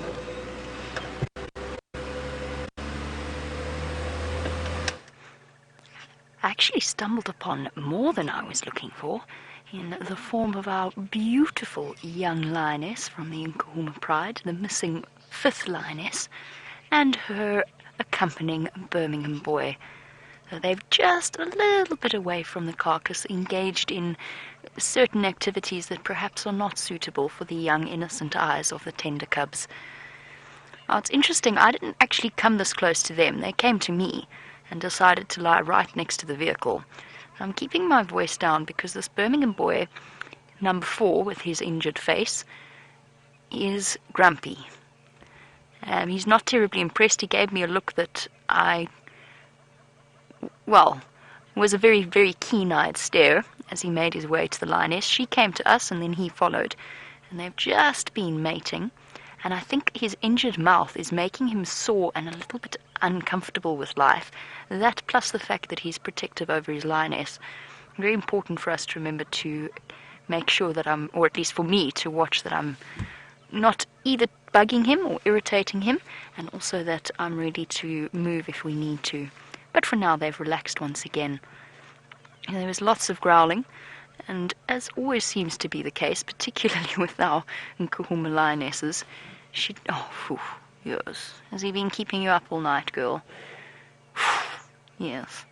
They always seem to be rather unimpressed with life when they find themselves stuck with a Birmingham boy. Luckily, I'm happy to see that she at least managed to get some food in her before he decided to monopolize her attentions.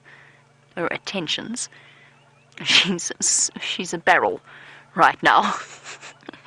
So incredibly full.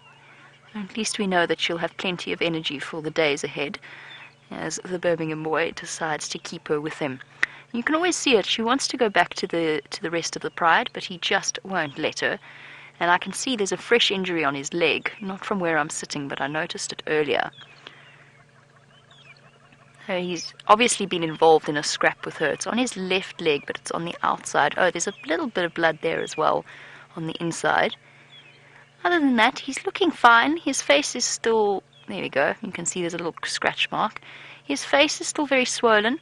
Not very pleasant to look at. It's a nasty, weepy wound. It's still infected. It's still uncomfortably infected, but he's going to be fine. It's just going to take some time to heal up. At least it's not teeming with maggots anymore. Now I think that was an abscess that burst and just got a really nasty secondary infection. And it's probably making him feel quite miserable with the world. And if he wasn't driven by instinct, I would say that he'd probably be all on his own, just nursing his injuries and probably his injured pride as well. Now, what's interesting now, I find, about this particular arrangement, we saw number 3 courting this young female not too long ago, the one with the split lip, and he's obviously been usurped, and he was usurped first by one of the, I can't remember if it was number 1 or number 2, but he's now, all of them have lost their opportunity. Oh, look at that beautiful nose. Perfect identifying spots for us to memorize. So exhausted. And face full of buffalo. She's finally come into estrus. This is a young female, as you can tell by the, and I know I'm going to get shouted at for this, by the pinkness of her nose. It's a general rule, not an all-encompassing one. Sometimes lionesses keep their pink noses right up until they grow old, but most of the time they darken with age. And if you watch this Nkuhuma lioness, I promise you it's going to darken with age over the next few years as we get to watch her. How exciting is that? At some point we're going to get to watch her raise her first litter of cubs. But you can tell she's young.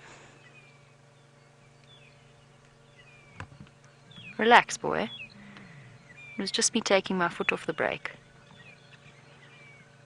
Sorry, we'll go back to the young lioness in a moment. He's the most dominant, in my opinion. I think he's actually the largest of the Birminghams in terms of size. Just from seeing them together, or at least he's close. He might not have as much mane, but as we know, it's not all about size, it's also about character. And to me, having watched him over the last few weeks, I've had a couple of staring contests with him, and I think that he is the most dominant of the Birmingham boys. She's up. She's restless.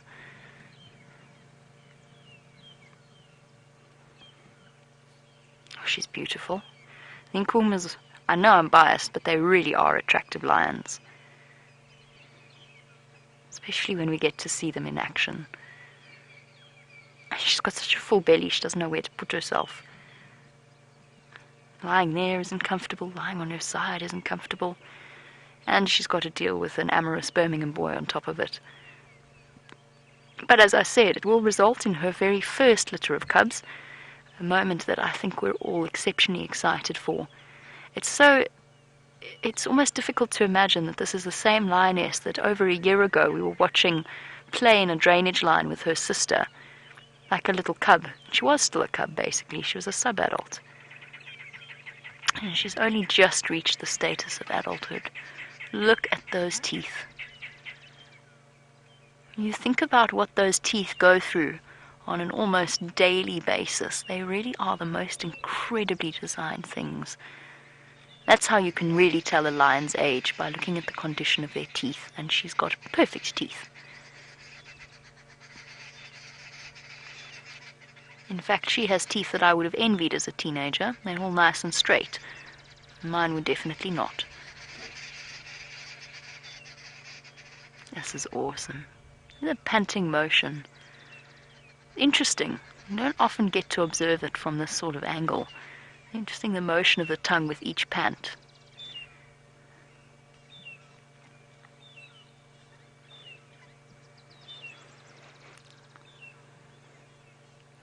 Lions tend to be regular as clockwork with their mating. It usually happens about once every 15 minutes or so. So by my calculations, we've probably got another 7-ish before they mate again. I think that sounds about right.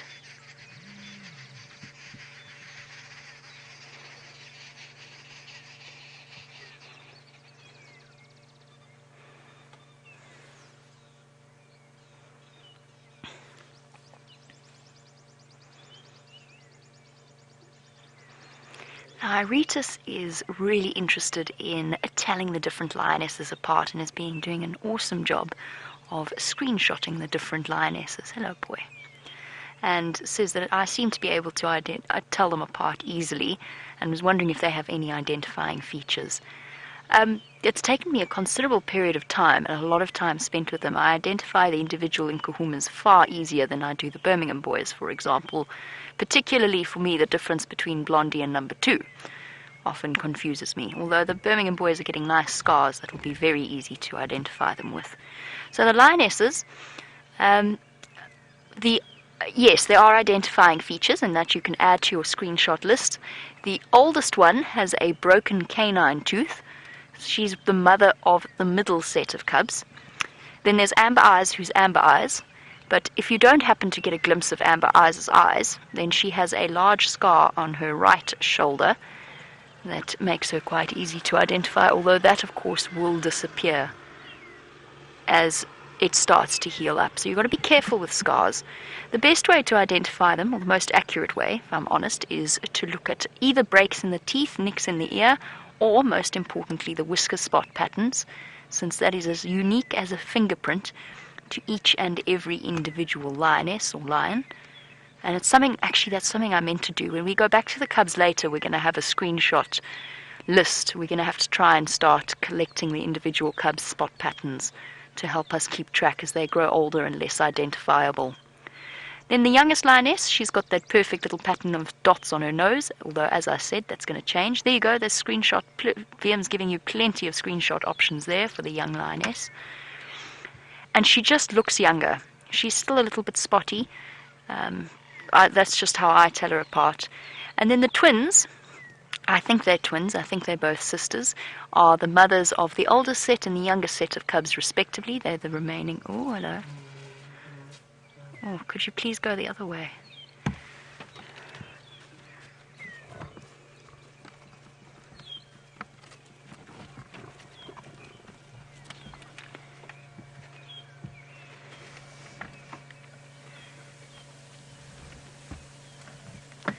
Oh, really, guys? Really?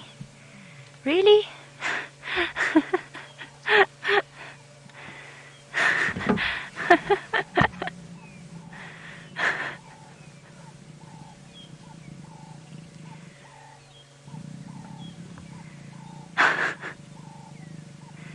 Well, at least the back of our vehicle is censoring the most important part.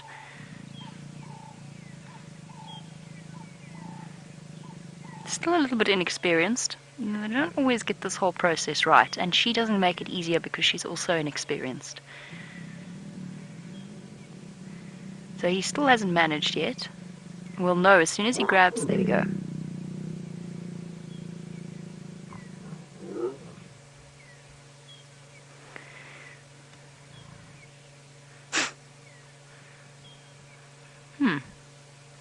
All in all, not the most enthusiastic I've ever seen lions. Which she doesn't look terribly impressed, I have to say. Most of the time females roll over onto their backs, often swatting their partner. She could not be less bothered. Well, I'm glad you two chose to do that right there, thank you. And now they're growling at each other.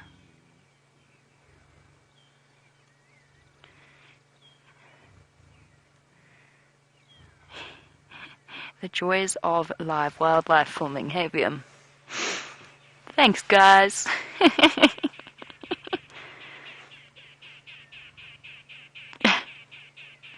Still growling at each other. Right, now I can reposition. I couldn't while they were in the act without actually provoking him. Thanks, buddies.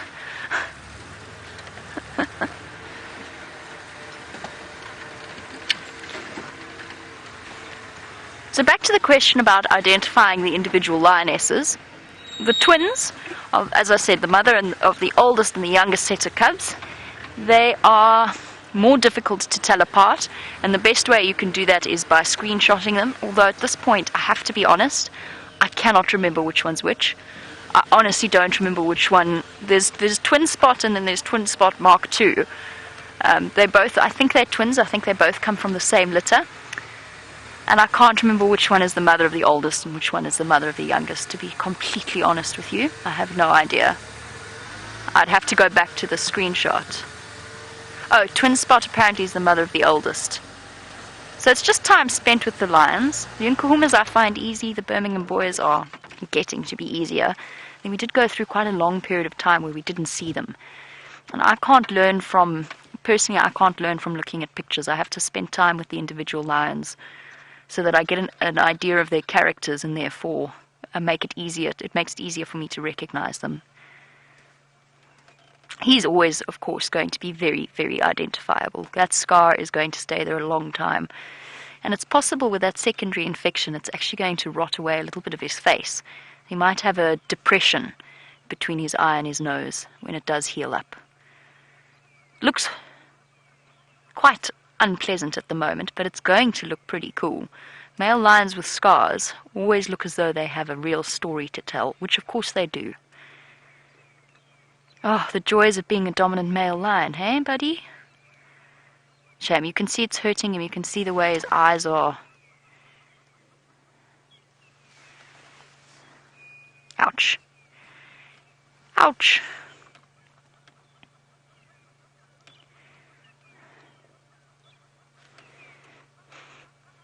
Now, Eileen in Texas, a good question. What would have caused the initial abscess? Probably, most likely, a scrap with either one of the lionesses or one of the other males, perhaps over one of the lionesses, and maybe even just the tiniest nick or scratch. Now, I'm not sure what came first, the infection or the maggots. I think the infection actually came first, because initially he just had a tiny wound with a massive swelling, and then he burst it open. So I think it was an abscess. It's just kind of like those of you who have domestic cats, when they go off and they fight and they come back with hard abscesses that then burst. That's basically what happened to him. Unfortunately, no vet treatments for him, so he's got to just heal as he would naturally. Luckily, these animals are equipped with serious immune systems. And I actually, after all the research we did about maggot infestations and so on, I actually think, to be honest, after all that, having talked about mysis, and the infections of living tissue with maggots, I actually think they did him good. I really do. After all our discussion about it and the fact that they could make it worse, I actually think they helped. There we go. That's new, I think. Is it? It's not bleeding, so it's not fresh. Shame, buddy. You've been beaten up a bit.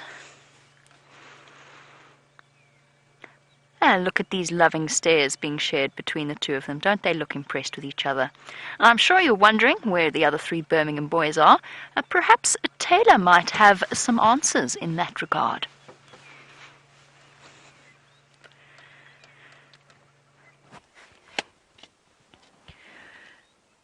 We have got another Birmingham. As you can see, he's a very pretty male, and this is the male we had the other morning. He was roaring so nicely for us. So I think this is Birmingham number 2, if I'm not mistaken. But if I am mistaken, you're welcome to correct me and let me know. I'm still learning all these Birmingham boys. And finally, it wasn't on our traverse. He was on the other side now. So I'm glad he's decided to come back south. Good boy. Very good. Well-trained lion this one is. Now we're going to follow him. And he's stunning. He doesn't seem to have the genetics like the other Birminghams have. He's definitely the looker out of the boys. He's marking his territory. He did do one little soft contact call too, but now he's stopped. But let's park in the distance and let him watch him come to us. Now remember, everybody, we're going to take lots of screenshots here because he's beautiful. Isn't this? So my favorite Birmingham is the one that's mating. But this is definitely by far the prettiest Birmingham. You can't really compare the two. Look at that pose, everybody. That is quite special. Oh, you're going to rest for us?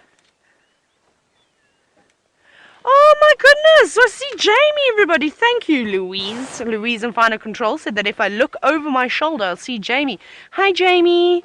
I'm waving to Jamie, but she's not waving. Oh, she's waving back. There they are. So this is going to be quite interesting to see now when this other Birmingham decides to come around.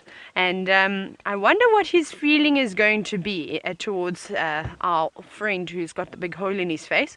Because, like I said, this female's an estrus. And now I wonder if they're going to compete for her. So this is going to be quite interesting.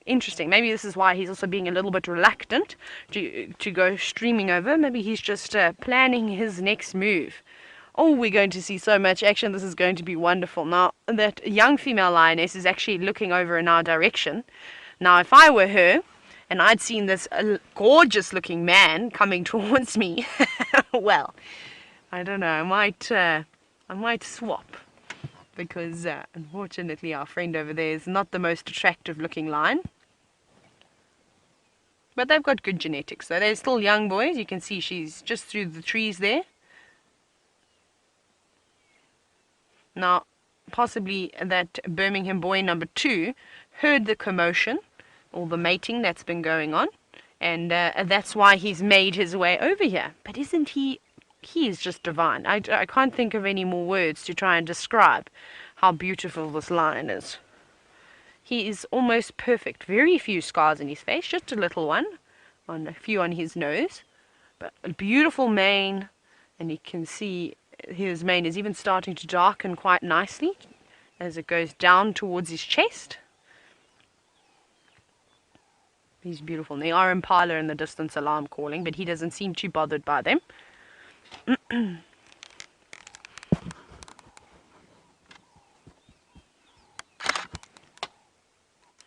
Now, as soon as I mentioned about him not having very many scars, Team Mine wants to know, does this mean he has done less fighting?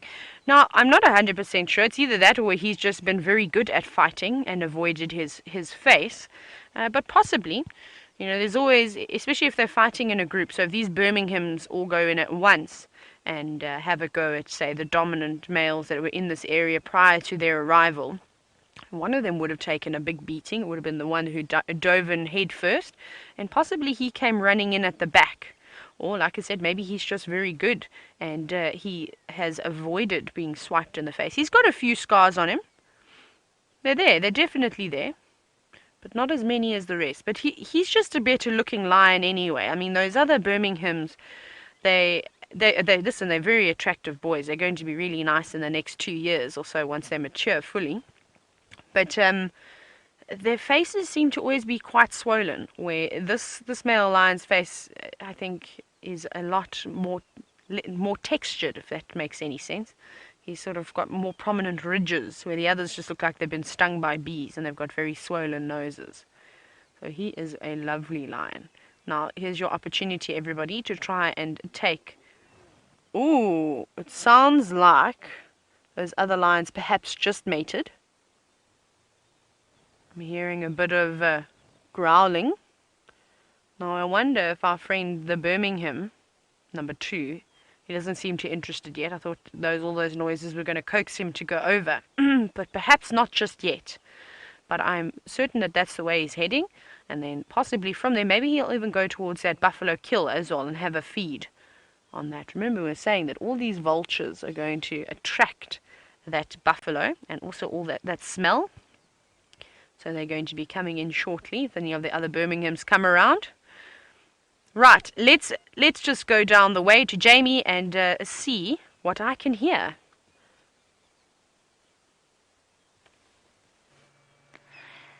Oh, our amorous couple have been at it again. That's, of course, what Tayla could hear from where she is. So this is an interesting turn of events.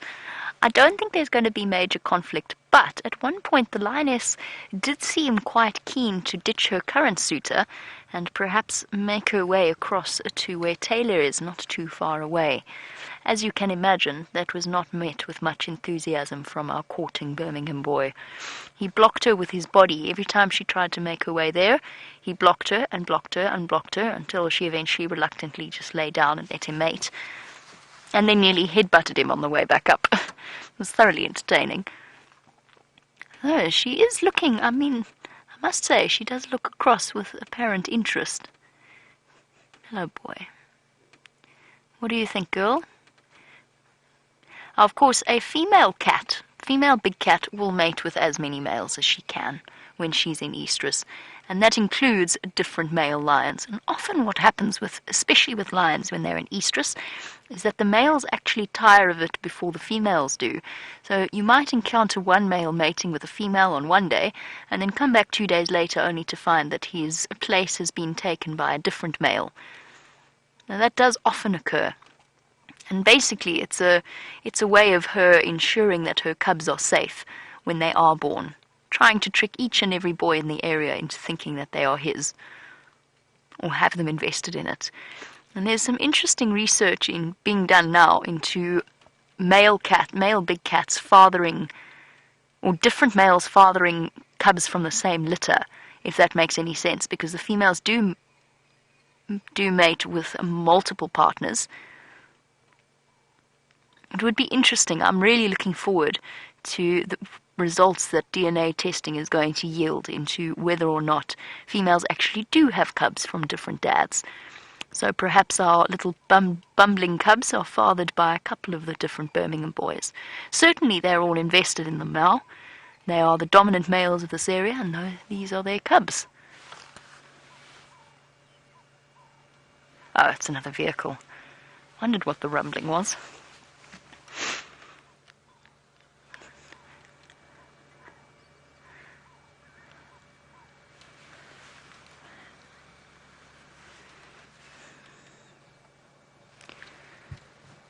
And Deborah, our armchair traveller, wanted to know what the time is between the lioness's estrus cycles if she doesn't fall pregnant. What would we say, about once every month or so, once every 6 weeks we see them mating? It sounds about right, about once a month. The lioness, if she's not mating, will come into estrus. Maybe once a month is a bit often, maybe about once every 2 months. Oh, look at that. That provides quite a deceptive shot, actually. Almost looks like they like each other. Which is, of course, not necessarily the case. Deborah, I think it's about once every 6 weeks or so, just from what we've observed. It will differ from lioness to lioness, naturally. I mean, look at Shadow. I know she's a leopard, but look at Shadow. She seems to roll from one estrus cycle to the next, and she never gives poor Tingana a break, to the point that he actually actively runs away from her. Although, admittedly, that was also because he'd just been chased by a lion. The Tingana, the dominant male leopard, has had to mate with Shadow pretty much solidly from when she first went into estrus a couple of months ago. So it does depend upon the individual as well, just as would with people. There's individual differences. And of course, as you know, lionesses do try and synchronize their estrus cycles to some degree, which we've seen with our little set of 8 cubs, all roughly the same age. Okay, there's a week or two difference between, and the oldest cubs are quite a gap from the youngest cubs. But they do try and synchronize their estrus cycles, which makes total sense, which is why we often see Amber Eyes and the young female off at the same time, mating. Although my suspicion is that because we haven't seen Amber Eyes mating in a while, my suspicion is we might have new little babies on the way in the next 2 months. But let's wait and see. That is just supposition. I don't know that for certain just yet. And then the young lioness will have cubs, and then all 5 Nkuhumas will have had babies this year. And just think what a force to be reckoned with the Nkuhumas will be in the future. In 2 years' time, can you just imagine? They've at least supplemented their numbers with 5 females. Maybe in 2 years' time, the 3 males will have dispersed. Just imagine the 10 lionesses walking down the road together. Going to be like old times. The strength of the Nkuhuma pride returns. Well done, Birmingham boys.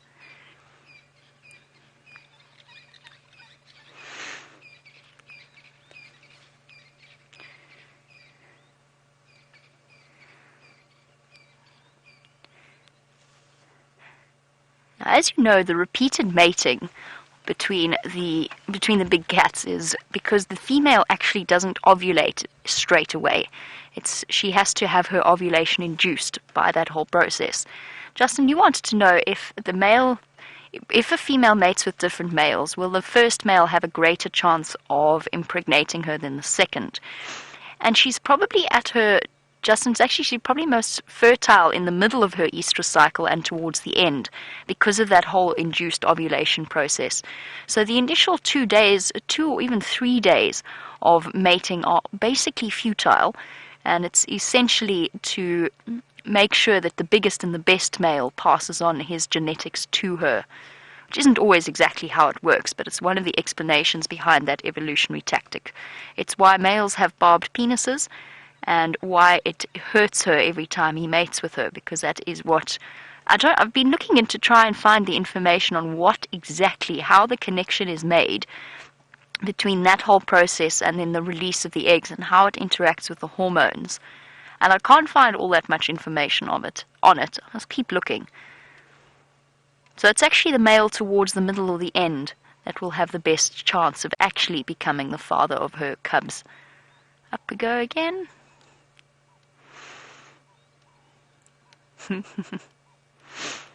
I would like to go that way. Nope. I love how he bites her tail. Hey, sit down. Sit down. Hey! Oh, she's going towards Tayla. Ah. Poor girl.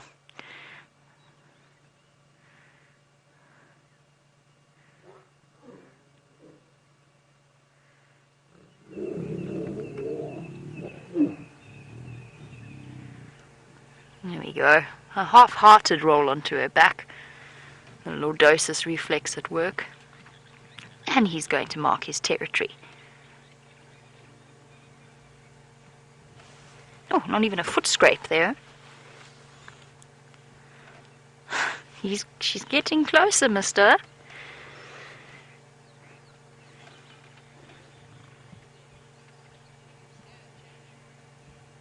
I think she thinks that there's a chance if she gets the 2 males together and they start to scrap over her, she can actually escape back to the buffalo kill.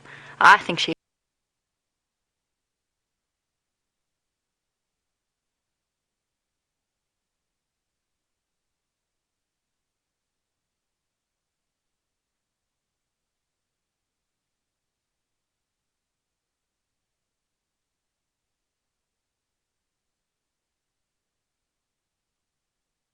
has a cunning plan.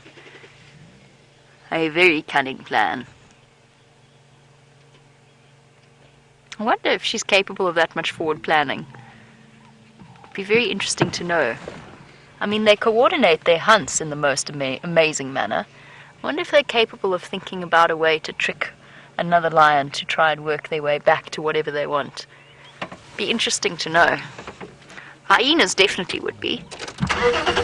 And I wouldn't be surprised if leopards would be. We saw Ghana ditch had a Kurula. Karula, that's true actually. Liam just pointed out we saw Tingana ditch Karula in that way, accidentally leading her into the lions. We still don't know if that was actually the case, but it really seemed that way because he split off. Okay, I'm going to reposition in the meantime. Let's jump across to Tayla, who is, as you know, not too far away, and see what her lonely Birmingham boy is up to.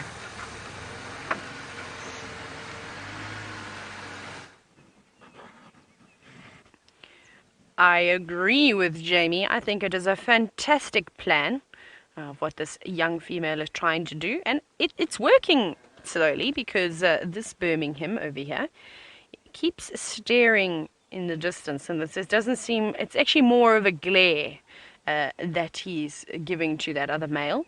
And they're not too far away now. I'm trying to think. They're probably about 80 meters away from each other. And he can now see them. And hopefully that female will lead this other Birmingham with a hole in his face to this big jackalberry that we have on the right. And possibly we're going to see some action this morning. So I think I'm going to stick around a little bit. Hang on, I'm just watching. That other female has sat up again on the right. Don't know if he was quite far away. However, you can sort of see them. She was laying flat. Now she sort of changed position a little bit there. Now come on, girl. You're a young, fit young lady. Up you get. Yeah, she's very cheeky. She's staring over at our pretty handsome Birmingham. When you're not far, if you get up and you do a little dash, that's going to be very exciting. I don't know if this other male is going to allow her to do a dash, because every time she moves, he is hot on her heels.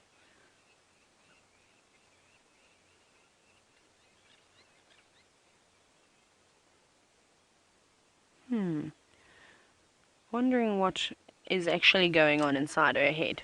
Though it seems like she's mating with this other male now a bit more regularly. We saw it yesterday. We saw them mate twice. And she didn't seem quite keen. He was quite keen to mate every few minutes, and she was not up for it though. But it seems to be more regular. I think since I've been here we've seen them mate, or heard them mate twice. Haven't really seen anything, but they make quite a bit of noise when they are mating, as I'm sure you heard just now.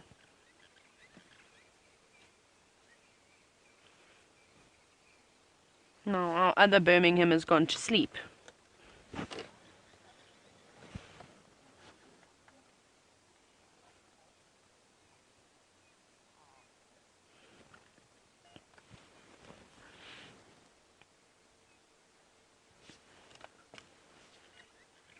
Fast asleep in dreamland. Ah. Now, our beard wants to know, this young female that we've been watching hasn't really been having a go at the male after they've mated. Now, that's normally quite common because it's quite painful, unfortunately, for the female during copulation. And our beard is wondering if it's because of his sore face. No, I don't think so. I don't think she really cares too much. I think this is her first time that she's really ever been mating. So everything is very new for her. She's obviously seen it with the other females. But perhaps she's a little bit... she's very naive still. So I think when the males start to push her around a little bit, then she may become a little bit more aggressive. The reason why I like this Birmingham boy number 4 is... Like I said yesterday, I've never seen a male lion that's so gentle around the cubs. I mean, he allowed them to jump on his back and bite his tail and pull his mane, and he didn't seem too bothered at all. And even with this female while he's mating, normally it can get quite aggressive, as you've all seen. And he seems to be quite a gentle gentleman, I suppose. He's very nice to her. Now, I think the tables may turn, though, when we get some of the other Birminghams who are a little bit more on the feisty side. And it'll be interesting to see what happens now. Now they're coming over to the vehicle. You can see he wants to try and cut her off. Now our sleeping Birmingham, we're not going to go to him though. Oh, now he's lifted his head up. You see a lot of growling, and as they're moving, that male is still marking his territory, making his presence known. Bit of growling. Come on, girl. Ooh. You are cheeky. He's not happy. This Birmingham is letting off lots of rumbles. Now we're going to stay on these two, everybody. I want to see. Can you hear the growling? She's getting upset with the Birmingham now because he keeps trying to block her off.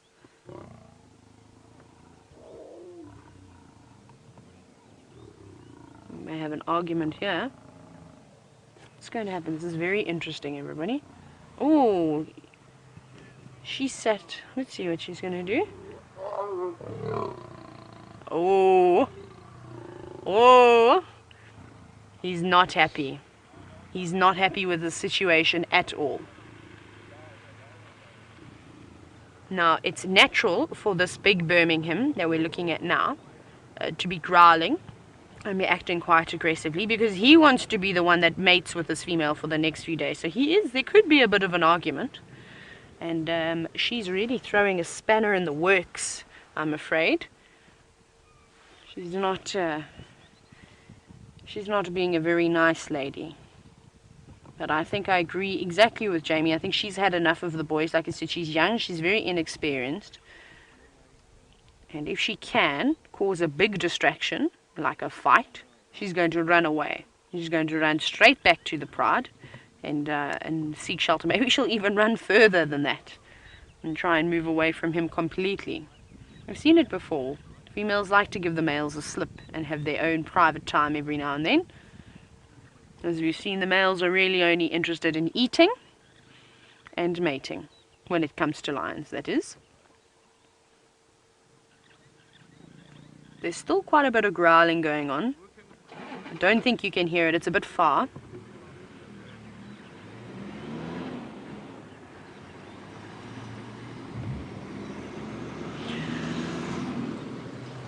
Now, we definitely think that there's going to be a little bit of an argument over here. Now, Jason wants to know if one male can mate with a female straight after another without any fighting. I've never seen it before. I've never seen a placid sort of swap over like that. It's always been an argument, some less violent and aggressive than others. But I think already from the Birmingham that's laying close to this female, he's marking. He's growling. I don't know if you saw his stance that he had before. Everything about him seems to be very aggressive, and I don't think he's going to let this female sort of get away from him. And so I think he's going to stand his ground. Though our other Birmingham, let's have a quick look at our Birmingham number 2. You'll see he hasn't really moved much, and he hasn't shown any aggression either. He's now flat. It's like he's sort of ignoring him. But I think once they get a little bit closer, that the Birmingham that's mating with the female currently, I think he may make the first move. Well, you better be careful. I don't know who my money is on though in a fight. Now they will argue, and then it depends who wants it more, I suppose. Will determine who's going to get the mating rights to this female. But they've settled down for a little bit, or she's still got her head up, she's still watching. You can see just through the round leaf teak there's another vehicle coming through, and that's what they're looking at now.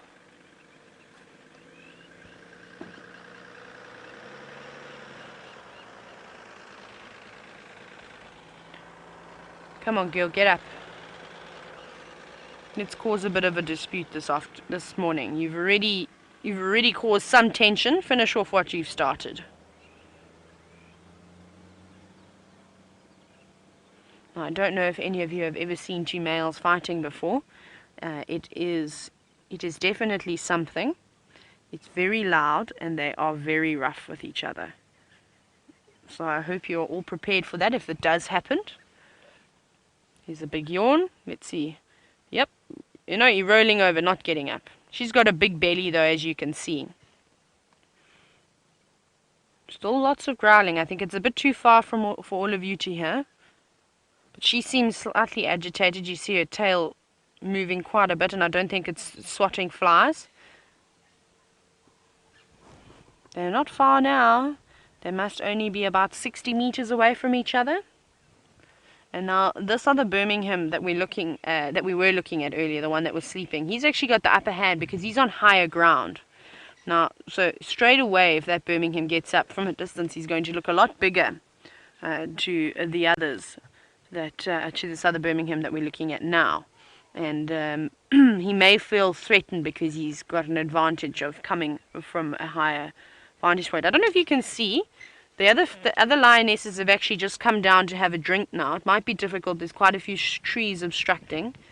The other girls are there. However, I'm quite keen with the cubs. I just want to hold our position over here, just because I think this is going to be an amazing interaction if we get it. And that other boy, Birmingham number 4, has got his head up. He's growling. He's very unhappy at the moment. So I definitely think he's going to possibly try and chase off this other male if this female comes any closer. But we're going to be patient. I mean, something like this could take 10 minutes. It could take 2 hours to unfold.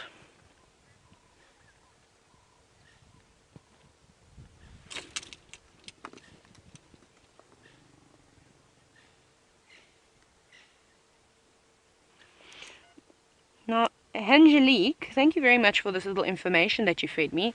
Angelique said that during the Birmingham takeover, they killed a female that wasn't compliant. Now, that's actually fairly common in takeovers where females are reluctant to sort of take notice of the boys. Unfortunately, they will be killed. I don't think they're going to injure her. I think what's going to happen is this Birmingham number 4 is possibly going to engage in a fight with this other male, or attempt to chase him off, and I think that female is going to duck. She keeps looking over her shoulder now towards the rest of the pride that's come down to drink at that little puddle, which we saw them at yesterday evening. And I think that's her next plan, is that once the attention is off her, she's going to race back to her comfort zone where she knows she has protection as well. Remember, those adult females also stand with each other and give the boys a bit of bat too if they give them too much trouble. So I think that's possibly what's going to happen. It's like she's sort of just mapping out in her head what her next move is. Now, I just hope that those other lionesses don't come towards here with the cubs. Because if there is a bit of an argument, those males are going to be very, or not very aware of their surroundings, and that's possibly also when something like a cub can get taken out in a fight accidentally, of course. See that glare? He is watching his brother. Just making sure. Up you get, girl.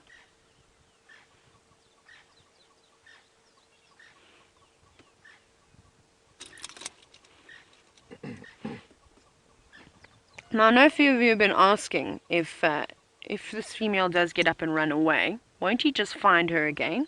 And I know that David is asking exactly that. Now, that's definitely the case, but maybe she'll be able to put enough distance between her and she'll just keep on the move. I've seen it where lions have intentionally avoided males for 2 weeks, wherever they were, and actually crossed paths. So it was actually with the Southern Pride and the Charleston males when they came over and did their takeover. For the first month, the females wanted absolutely nothing to do with them. And the one evening, we watched the Charlestons pick up the scent of the female of the lionesses, and they were calling, hoping for a response. They weren't getting a response. The females were sitting quietly. And then, literally, they were probably about 40 meters away from each other.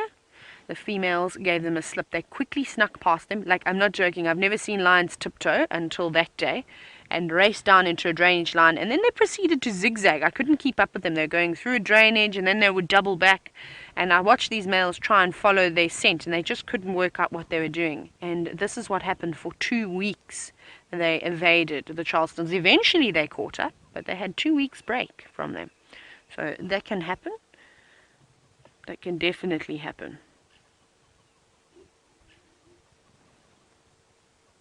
Now, let's have a quick look at Birmingham number 2, just because he's sat up quite nicely. Now, he's not actually looking at the other, at his brother, or the mate, or that youngest lioness. He was staring over in the distance at the rest of the pride. Now, they've all sort of sat down around the watering hole, so that's what he's watching. Now, I don't think there's any other females that are coming into estrus at this time. And that's why the Birmingham number 4 is not particularly worried about the rest of the pride. He's just worried about that young lioness.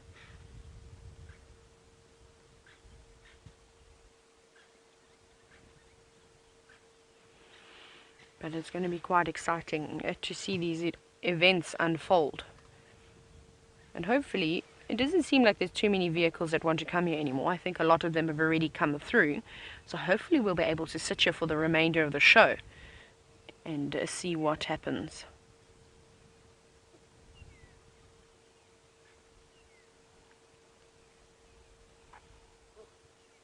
Just hear lots of growling and whining from the other pride in the distance, but I don't know, it's very far away for all of you to see. Like I said, I'm not going to move just because I think the action is all happening here, and we've had such lovely, wonderful sightings of the cubs over the last few days.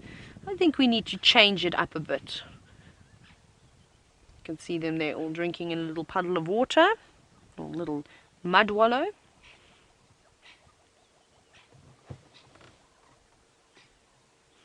And they've now put their heads down.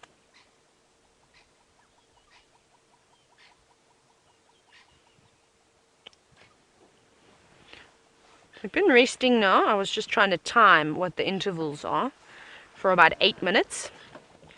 So I think they're mating either every 10 minutes or every 15 minutes. We'll have a look and I'll be able to tell you. So I think this is the first proper day now. I think yesterday was sort of her getting used to that male and first time mating. And now I think they're going to be mating on having those regular intervals. Like I said, since I've been here, they've already mated twice.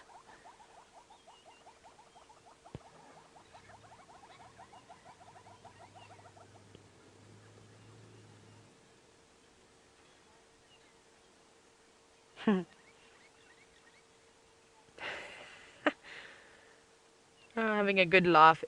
Good laugh, everybody. Our beard has just made a hysterical comment saying about how leopard mating is more spot on, how it's the females that have to do all the initiating. And I've never in my life seen a male that was ever keen to mate with the female. And I'm talking about leopards. It's quite funny. And then with lions, it's the complete opposite. The males are the very excited ones, and the females look unimpressed pretty much the entire time. It's amazing how it's so different with the two different cats. She's wondering if she's not going to get up and go back. No, come on, you've started something here. You've stirred. Ooh, you know what's happening. Look at the zoom in on those other lionesses. They are running back to the carcass now because I think the vultures, I saw a lot of vultures moving around, and I think those vultures that you saw early this morning with Jamie have come off the tree and gone straight down onto the carcass. Now you won't believe how quickly vultures will demolish an entire carcass. So it's best that they get back to their carcass and don't leave it unattended. I don't think they're too worried about that sly jackal that was hanging on the outskirts. But those vultures, there's so many of them around now. They will clean that up in 10 minutes. Yeah, they're on their way back now. Yes, go back and chase the vultures.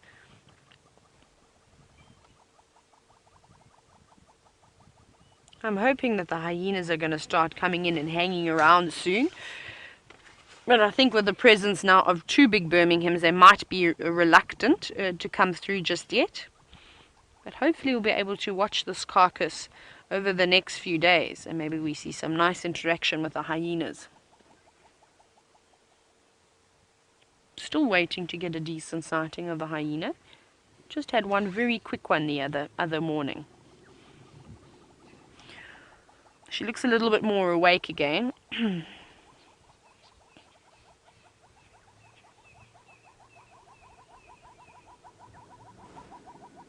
Goodness, there's lots going around. Lots of vultures. The hornbills have settled in there, all very chatty this morning as well. Now we're going to be very patient, everybody. I know it's not very exciting at the moment. However, I know what's going to happen if I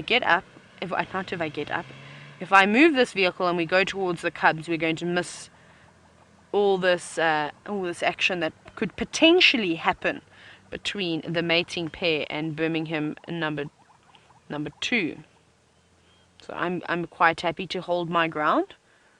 And surely this Birmingham now realizes with all the vulture activity that there must be something around. But he's not making any moves either. He's sort of, he's just holding his ground for the moment too. But he's not acting aggressive at all. He seems to be quite content. He didn't look too thin either. He definitely had eaten something. Now, we found his tracks on a cheetah cut line on the junction of Buffels Hook cut line. So he's definitely come from the east and coming west. Eggsy actually spotted his tracks, and initially they didn't look very fresh, the way he'd been standing in the sand. And I think somebody had already driven over half of his tracks because we lost them, and then they came back again. And then we just saw him lying on the road. It was fantastic.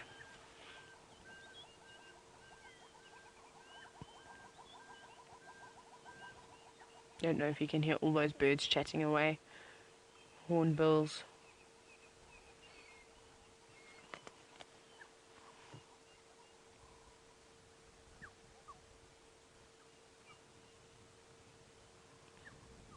So beautiful out here this morning though. Lovely and quiet. It's something so amazing. The silence is so quiet that sometimes it's deafening.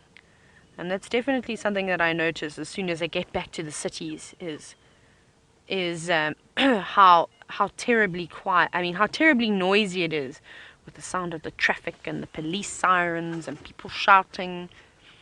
It's not very pleasant at all. You can see some more clouds coming in. Actually, a set of thicker clouds coming through, but I can see every now and then there's a few gaps of blue sky. But there's now a breeze. There wasn't any wind this morning. So perhaps we've still got an opportunity for some bad weather to blow in.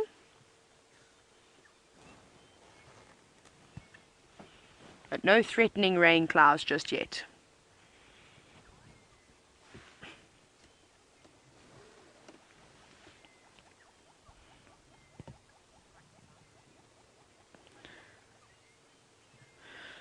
Eggsy, let's go back to this mail quickly, just because Heather has asked a fantastic question this morning. Good morning, Heather. Heather wants to know, why do the males' coats appear to be a lot darker and smoother, almost hairless compared to the females? Now, Heather, it's got to do with the amount of testosterone that they're producing. So the males start off quite light like the females, but as they get older, they start producing more and more testosterone. And testosterone is known to enhance the color of animals. So a good example is a big male giraffe, how they almost go black in color. So their skin is just slowly starting to darken now. And give it another 6 months and you'll see how lovely they are. He looks a lot darker than his brother. And you can even see on the mane on his chest is starting to darken as well. I don't think these males are going to have particularly dark manes. Possibly just some darkening on the chest, which is quite common. But they're not going to have completely black manes. I'll be surprised if they are. Now, the hairlessness, it's like a horse. I don't know if you've ever seen a stallion, how their coats are just naturally smooth and more shiny than the females. And then once again, Heather, that's just got to do with the testosterone that they're producing. In fantastic good condition. It's like almost like they're having a lot of omega essential oils that are creating their coats to look like that. They're not really, but It's like that. I know when you give dogs and things and cats omega oils, their coats go lovely and slick. Remember, these boys are still fairly young. They're just coming into their prime now. I think they're only about 5.5 years. Watch them at the end of the year, beginning of next year. They're going to change completely. They're really going to start muscling up nicely, and it'll be so nice when their manes also go a darker tinge. No, he's going back to sleep. He's very placid. I'm quite impressed. I think any other Birmingham male could have charged in already. Like if we take who was that other male that we were with? I forget now. Maybe Birmingham boy number 3. I think he would have put up quite a bit of a fight, because remember about a week ago now. Sure, time flies. He was on a buffalo kill with Birmingham boy number 4, and with this young female lioness. And Birmingham number 3 wouldn't even let that young lioness feed on the carcass. Now, so I think if it was him that was sitting where this male that we're watching is sitting, there would have been a lot of drama already. I don't think he would have stood for being growled at in the distance. Remember, each lion has got their own personality, their own temperament. They all have got different traits from their various mothers. Now, I'm not sure if the Birminghams are actually blood brothers, meaning that they're all from the same mother. With coalitions, that's not always the case with males. They don't have to be a same mother, same father. They can just come from the same pride. Now, I'm actually not sure at all what the case is. I know with most of the coalitions that we've seen, that you see in the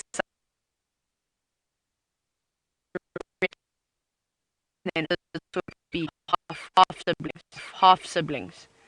So maybe same father, different mother, or same mother, or maybe even not even directly related, but same pride, and that's okay.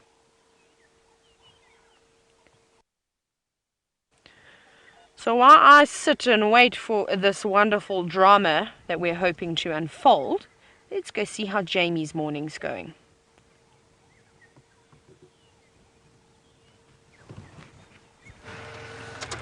Well, since Tayla and myself both had sightings that sort of collided with each other, I decided to leave the lions for now and go off in search of other things. I'm really hoping to find a leopard. I want to go and see if I can't find Karula.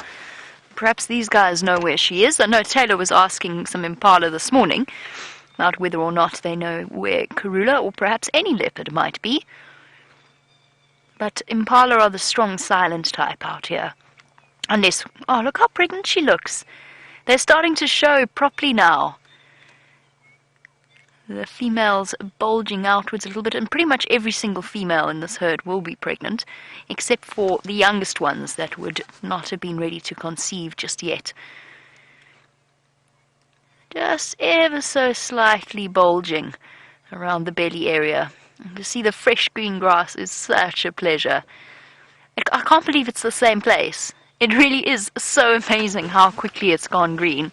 And of course now we can start to look forward to, well no, not now, that's an exaggeration. In the next 2 months, in 2 months' time, we can start to look forward to the birth of the new impala lambs. Which is always an exciting, exciting time.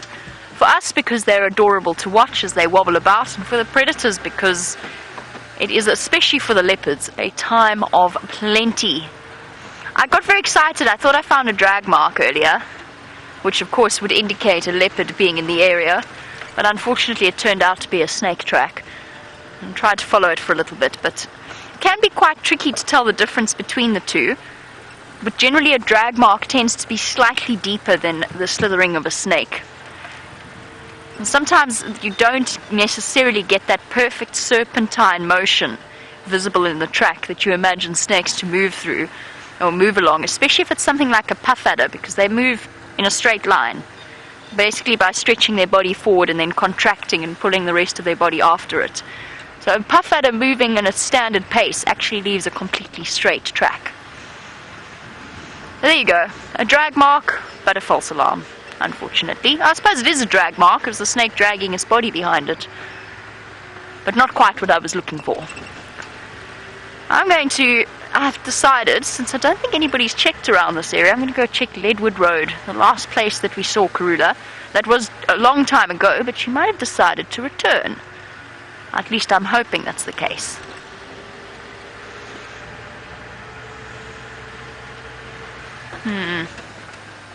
Battalier or Leadwood?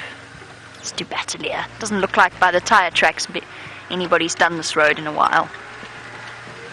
Let's go and see what's happening here.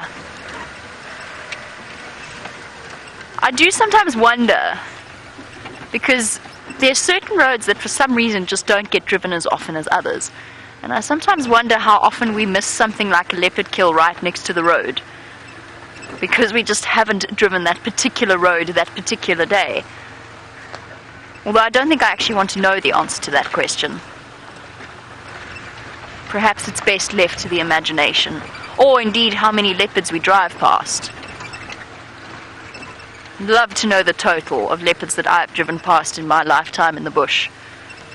It must be close to 100. When they don't want to be seen, they don't want to be seen.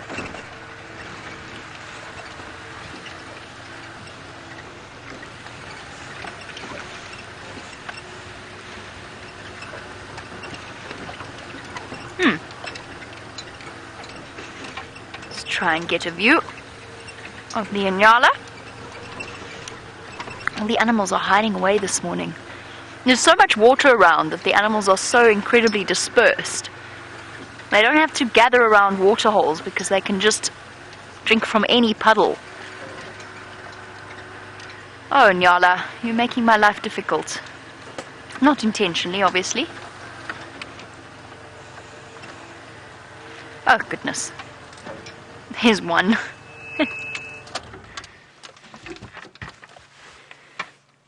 She also, I mean, I don't know if now I'm just seeing pregnancy everywhere, but she also looks a bit pregnant to me. She looks very pregnant to me. And a little bit thin. I'm sure they're all very, very grateful that there's been some rain and that they've got a little bit more to eat.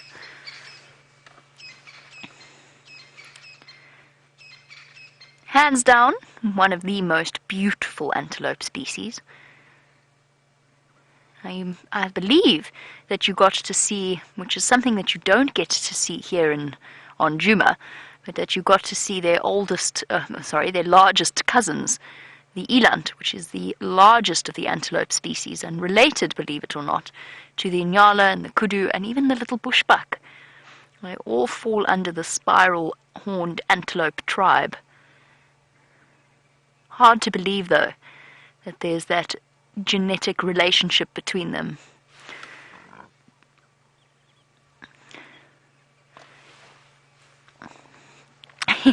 And Anna Marie says, oh, bouncing baby antelope, November and December, and that she can't wait. Me neither. I can't wait. We always get this question, when is the best time to come to the bush? And it's such a difficult question to answer because that is one of my favorite sights. That fresh green summer feeling, which hopefully we're going to have this year. I'm really hoping, even though we did have early rain, I'm hoping it's going to stay rainy. That fresh green summer feeling, bouncing baby antelope everywhere. And then you've got winter on the other hand, where you can see nocturnal species all the time, and you can see further into the bush, and your predator viewing's better. A very difficult question to answer, when is the best time? Out here, at least. There's certain areas where it's seasonal, and when there's lots of rain, you might as well not bother to go there. Well, not necessarily not bother to go there, but if you're looking for seriously good animal viewing, you might not want to bother.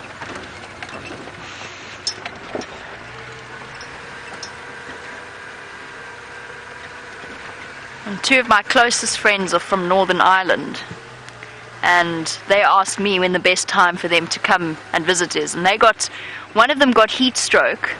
My closest friends when I was at university, he got heat stroke on a day when I was still wearing a jumper. I was still wearing a jersey, and he managed to get heat stroke. So based on that, I decided to tell them that perhaps the best time to come and visit would be in winter, not in summer, because I wasn't entirely sure they were going to survive the heat in summer.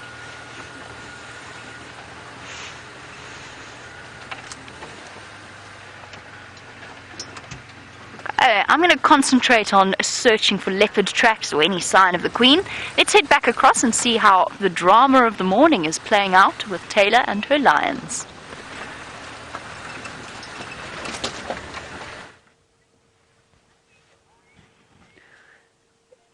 And nothing has materialized just yet. We are going to be patient and we're going to sit out these sleeping cats for as long as we can. And hopefully they do something exciting. So what you did miss, though, just something that happened so quickly, is that female quickly groomed herself. And she obviously had an itch. And that male thought it would be a nice opportunity to try and mate. And she actually did give him a swipe across the face to say, nope, not yet. And then she went back to sleep again. So nothing else has happened. And you can see we've repositioned slightly just so we had a better view of them. Just in case we get lucky and we get to catch them mating again. And we still have a very small view of our other male who's sitting off into the distance. You may be able to see him through all the round leaf teak and all of the other little goodies that are growing. There he is. Just through there. And then hopefully we'll have we've got a fairly good view if this female does get up and start walking towards him. We've got a good spot here. So I think this is much better positioning.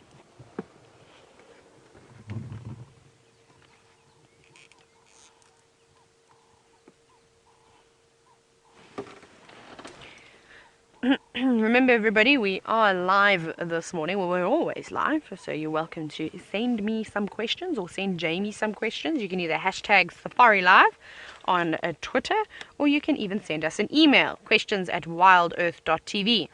Now, Jason would like to know, how close does that female need to get in order to spark a fight?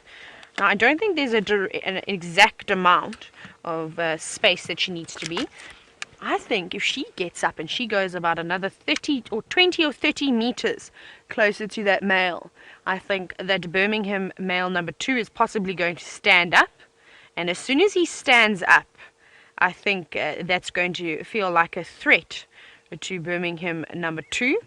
And I mean, please swap them around. Birmingham number 2 stands up. I think Birmingham boy number 4 is going to feel quite threatened.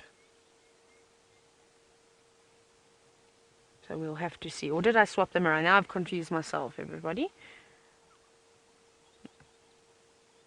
But you can see that wound. Let's have a look at his wound. Quite wide, but even since yesterday, it's not as deep as what it was. It's definitely getting better. And we can't decide around all of us living in DRC what scar that's going to leave, whether it's going to leave a bit of an indentation on his face. It'll be quite interesting to see, because to me, I mean, that looks like it needs a few stitches. Obviously we don't interfere out here, and this male is doing quite well. I think he seems to be quite happy. You can see he's a little bit oozing a little bit, but that's normal. But there's no more maggots anymore, and there's no flies hanging around it, so that's great. That's good to know. I think already from the photos that I took yesterday, it's improving as the day goes on. And obviously, as long as he keeps eating and keeps drinking, and he's going to be fine. If he goes a week or a week without eating, then I don't think that wound is going to continue to heal. I think that process will slow down quite a bit. But luckily, they've got a buffalo that the lovely lionesses caught, and they're taking full advantage of.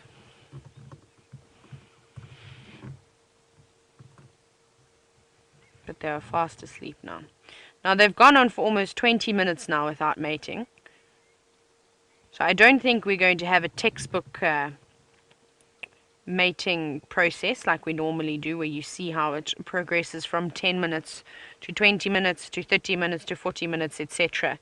I think it's going to be on and off because it is this female's first time. So she's got a lot to learn as well. And possibly the first time she's coming to Eatris, maybe she won't even take to any of the males. And maybe it will take her 2 or 3 times of mating with the boys in order to fall pregnant. But we can only hope that she does take the first time, because how exciting will that be? There'll be such a nice little gap between all the little cubs. So just when the others get big and they're not so cute anymore, then we'll have hopefully some new little fluff balls around.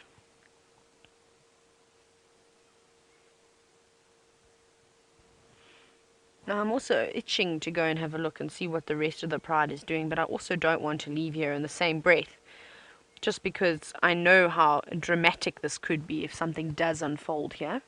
But at the moment it doesn't look like anything's happening just yet. They both seem exhausted.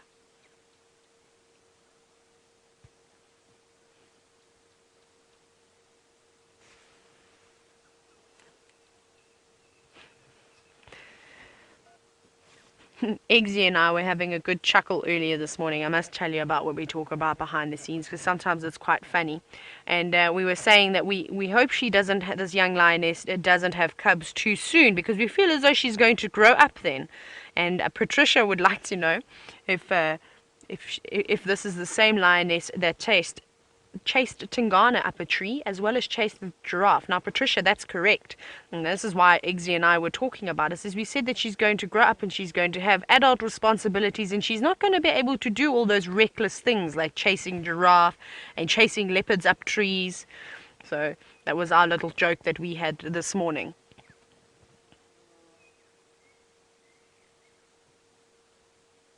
So I can hear that Jamie's searching hard, far and wide for a leopard this morning.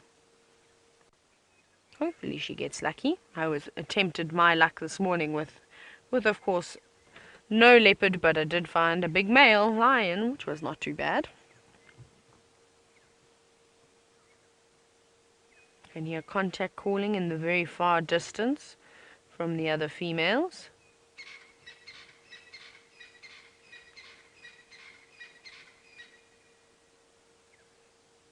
Very quiet now, everybody. Just a little crested spurfowl that was calling there. Crested francolin, sorry. No, it's very, very quiet. You could almost hear a pin drop.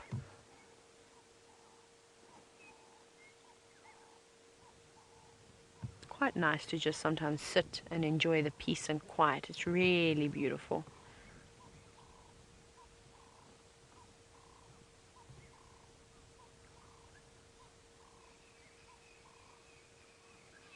It feels like it's getting colder again.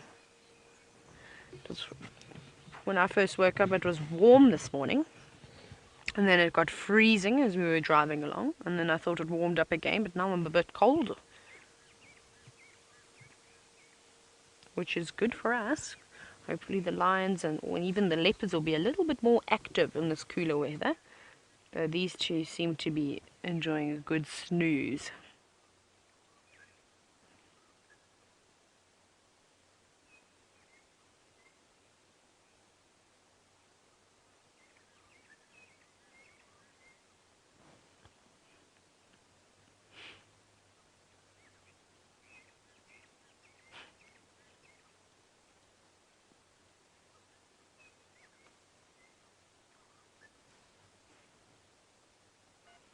Now, if you look at these two lying here the way they are, they're laying in a bit of a depression, so they don't look very big now.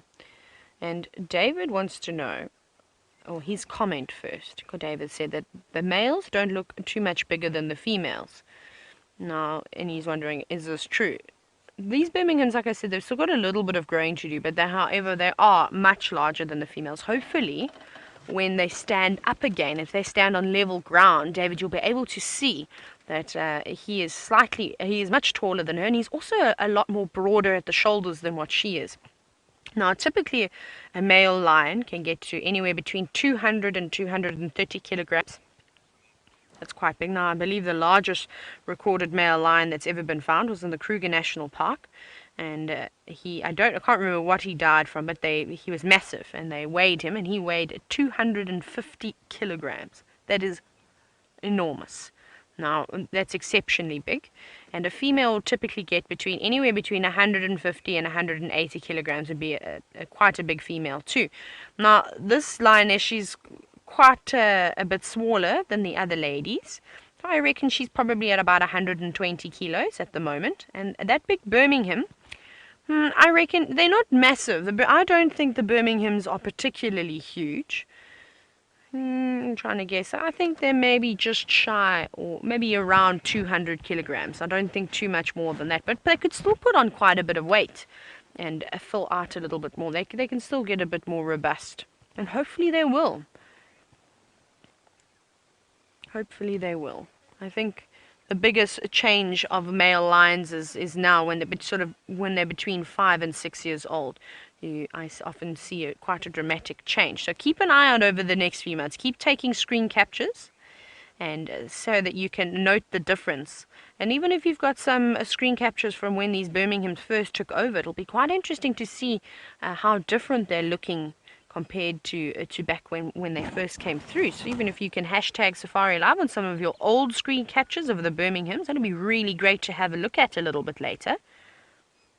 I think we're still going to hang around, everybody. I'm reluctant to move away from these lions because I know what happens if you aren't patient. You miss out. So let's bear and grit these painfully sleeping lions.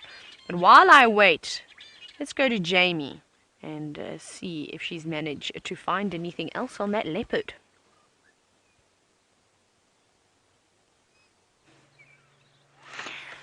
No sign of the leopard, but we have got this incredible view of a magnificent bull elephant. There's just something so very special about us spending time with these giants, particularly the big bulls, because they've got such a sense of self-assurance about them. This gentleman's not particularly huge. He's still quite young. If I had to guess, I'd put him in his 20s. But he still has that sense of self-assurance. And we just have this incredible view of his trunk as he reaches down. He's pushed over a tree, and he is wrapping his trunk around the roots, attempting to pull it back up. He's massive. Hello, boy. And he's such a polite elephant as well. You can always tell. We're much, much closer to him than we were with that elephant on Cheetah Plains, for example, who immediately started eyeballing us in a strange way. And this beautiful boy didn't even really look twice at us as we pulled up. Oh, yummy. That's nice. That's a good breakfast. Let's see if he's going to actually crunch straight through that root, or if he's going to strip it of its bark. See how he's using his trunk to reposition it. Oh, he's chewing the whole thing. And we're not quite at the point just yet where the grass is long enough for the elephants to eat it. So their diet is still almost entirely tree-based, although at least there's a bit more moisture in the trees, so they don't have to worry too much about uprooting them. I've just driven along Battalier Road, and I probably had to drive round about 5 different trees that the elephants had pushed over. And they're doing a magnificent job in this drought of actually really creating open spaces in the vegetation. It's going to be very interesting to see how they change the shape of the landscape. They're definitely in the process of doing that. I'm hoping he might also come and give us a mud wallow, although I don't think it's warm enough for him just yet. There's some really nice puddles of mud that the elephants absolutely love. But it's still cool this morning, so I don't think so.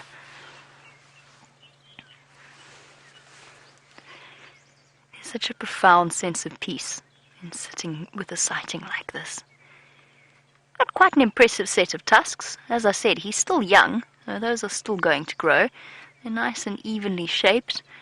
If I had to guess by the pointiness of the one on the left, I think I'd probably say that he is right-tusked rather than left-tusked, but I'd have to see the other tusk to be 100% sure. But just like humans, they have right and left hands. Oh, look at those eyelashes. You can see there's a little glob of wax in the corner of his eye, and that's just to protect the eye itself, especially on dusty days. Oh, the whole foot's getting involved. There we go, on to the next piece.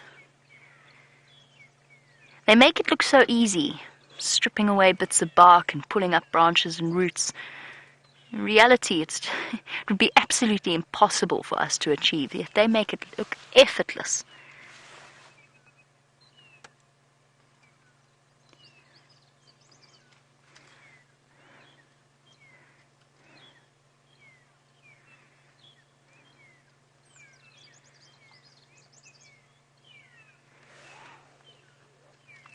A perfect observation from Fran, who's looking at the elephant's forehead and saying, wow, you can actually see how much more rounded the forehead is on this bull than the elephants you were looking at with Tayla.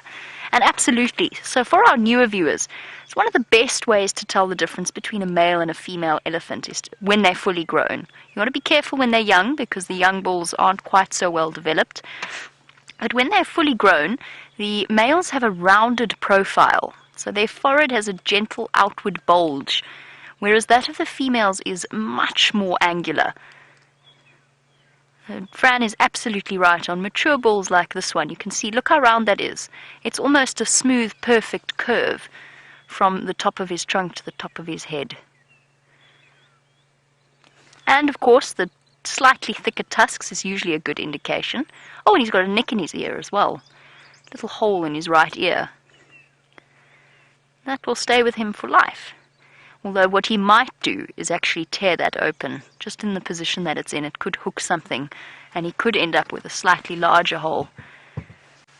Just bear with me one moment. Herbie's trying to contact me. Standing by.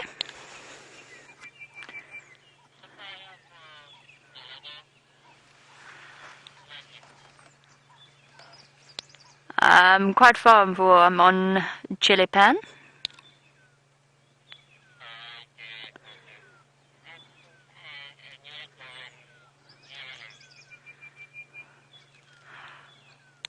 Okay, copy. Thanks very much. Hopefully it'll stick around.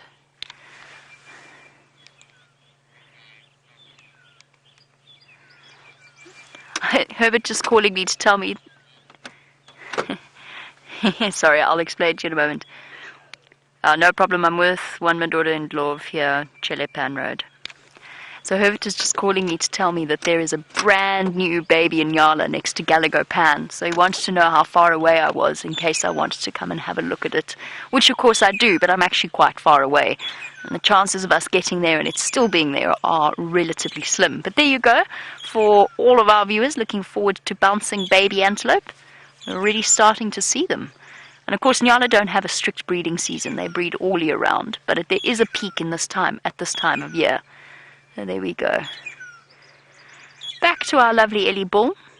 Just wondering whether he'd allow us any closer, although we still have an awesome view. And just by the way, we will try and find that Nyala, that brand new baby Nyala, on our way home. If we don't manage, then there will definitely be the prospect for the afternoon sunset safari, since Nyala do hang about the same area. Hey, mister. Not concerned. Just seriously enjoying breakfast.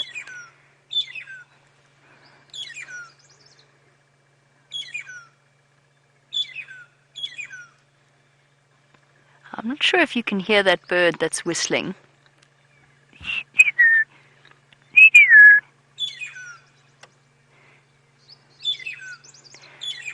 I'm trying to toss up whether I should tell you what it is or if I should ask you as a quiz to what it might be, but I think a quiz might be a little bit too easy.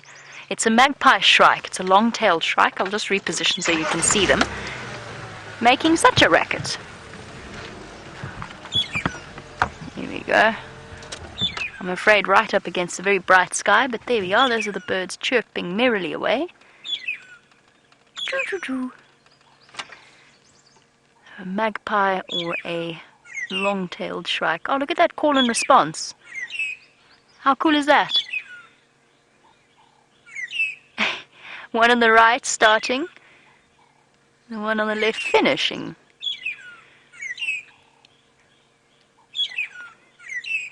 What if it's a male and a female? Could well be. Oh, reversed the order. How cool is that? So obviously not set in their ways.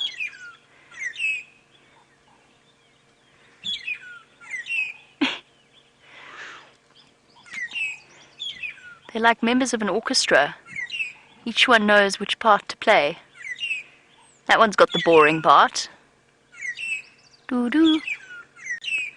Doo-doo. Oh. Been abandoned. Perhaps the one felt a little bit left out of this whole chorus. Nope, I'm done. No more singing.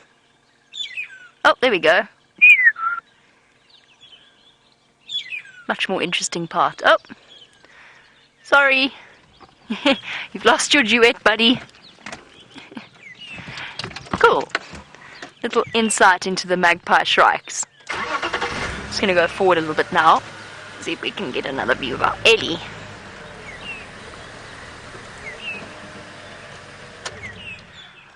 Right. I'm going to wait for my chance to sneak past this elephant. Let's head back across to Tayla and find out what her Birmingham boys are up to this time.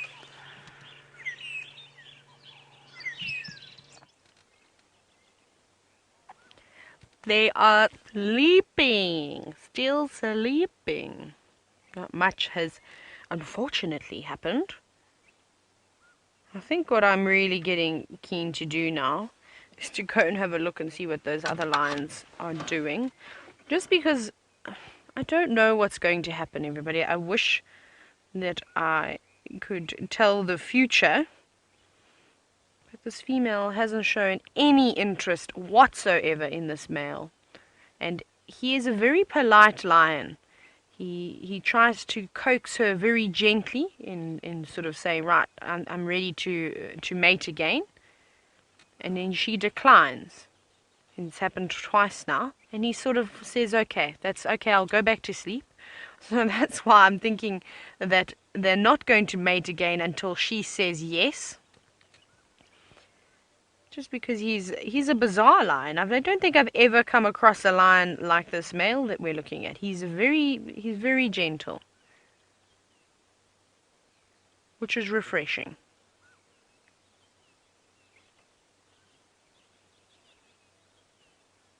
Yes, I think we're going to go and investigate and see what the other lions are up to.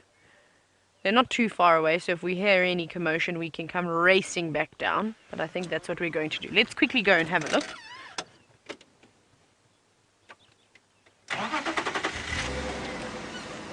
Let's go see. We did see quite a bit of vulture activity earlier. So possibly, the vultures managed to get a few scraps.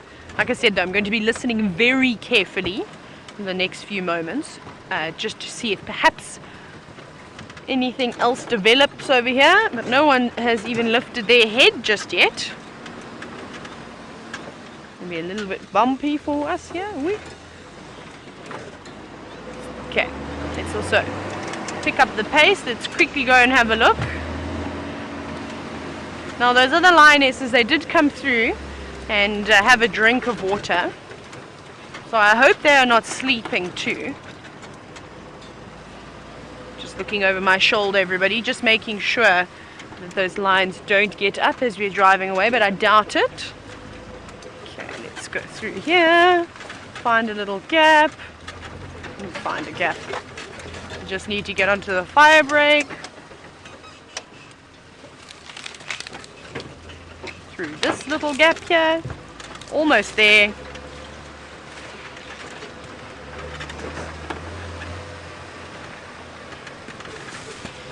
Now, Safari Cheesecake, good morning to you. I love your name. That's hysterical. It's fantastic. Now, Safari Cheesecake wants to know, do male and female lions ever groom each other, or allo groom each other? Yes, I've seen it. It does happen. It's not very common, though. And that's what that other male has actually been trying to do. He's actually been trying to reach over and nudge her and give her a lick and hopefully try and coax her into liking him a little bit more, but it seems to be failing. Ah, we've got a lion at the kill. Oh, never mind, she's moving away now. So I said that. Where are you going? What's wrong? They're looking at all the vultures. Lionesses, you can't let a little vulture bother you. They're all sitting quite low. Oh. No, not coming in, not braving it. Oh, I thought we were going to get one come right over. You can see the lionesses just looking through the trees. Ladies, are you scared of these big birds? I doubt it. They all look very full again, so I think you saw them all munching earlier with Jamie. I think they're possibly going to go and rest, but they now also seem to be quite reluctant to move away from this carcass because they know that the vultures have been waiting here for an entire day now, and they're getting a bit sick of just waiting. They're definitely building up an appetite. So we will try and sit patiently as well, and possibly one of these lions are going to be, these vultures are going to be brave and are going to come on in.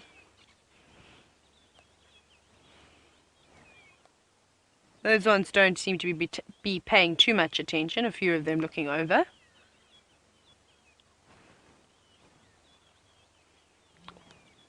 All white-backed vultures that we can see there.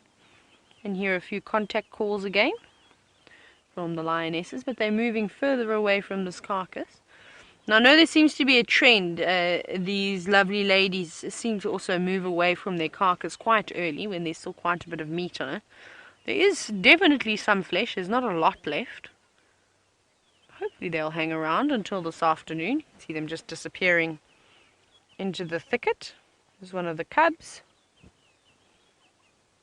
They're moving far away now. I think if we sit quietly, I might want to reposition though. We may get the vultures coming through. You can hear that. I don't know if you heard that. Calling all the cubs.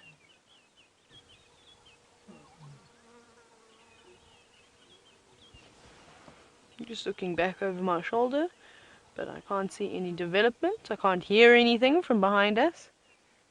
Seems to be very quiet.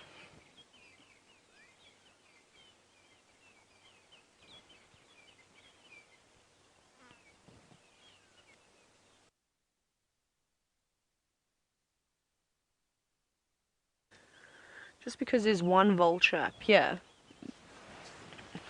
that's staring straight down at the lions and the carcass. And now all we need is one. Just need one vulture to make the first move, and then the others will come through. Are you going to be the brave one? Now the lions have moved out of sight now. I can't see them anymore. So they're probably a good 50, 60 meters away from this carcass, and that's enough time for these vultures to come through, swoop, peck at it for a few seconds, grab a few chunks of meat, and to fly up before the lions would reach him. And I don't know, these females seem to be losing interest in this carcass, so possibly they are moving off. Yeah, they're still moving away from the carcass. Maybe they're going to look for a better shelter. Though there's no sun. I don't think the sun is going to completely eliminate these clouds. I'll be surprised if it does.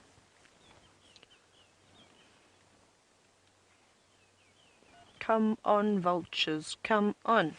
I feel like we need to do like a little cheer song to encourage the vultures this morning.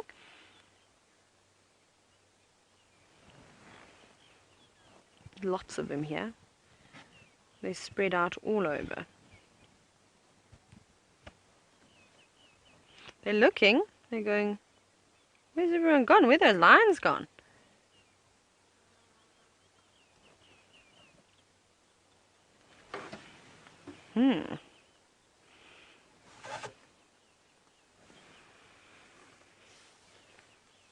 Now, looking at these vultures, we're looking at the white-backed vultures. They're massive creatures.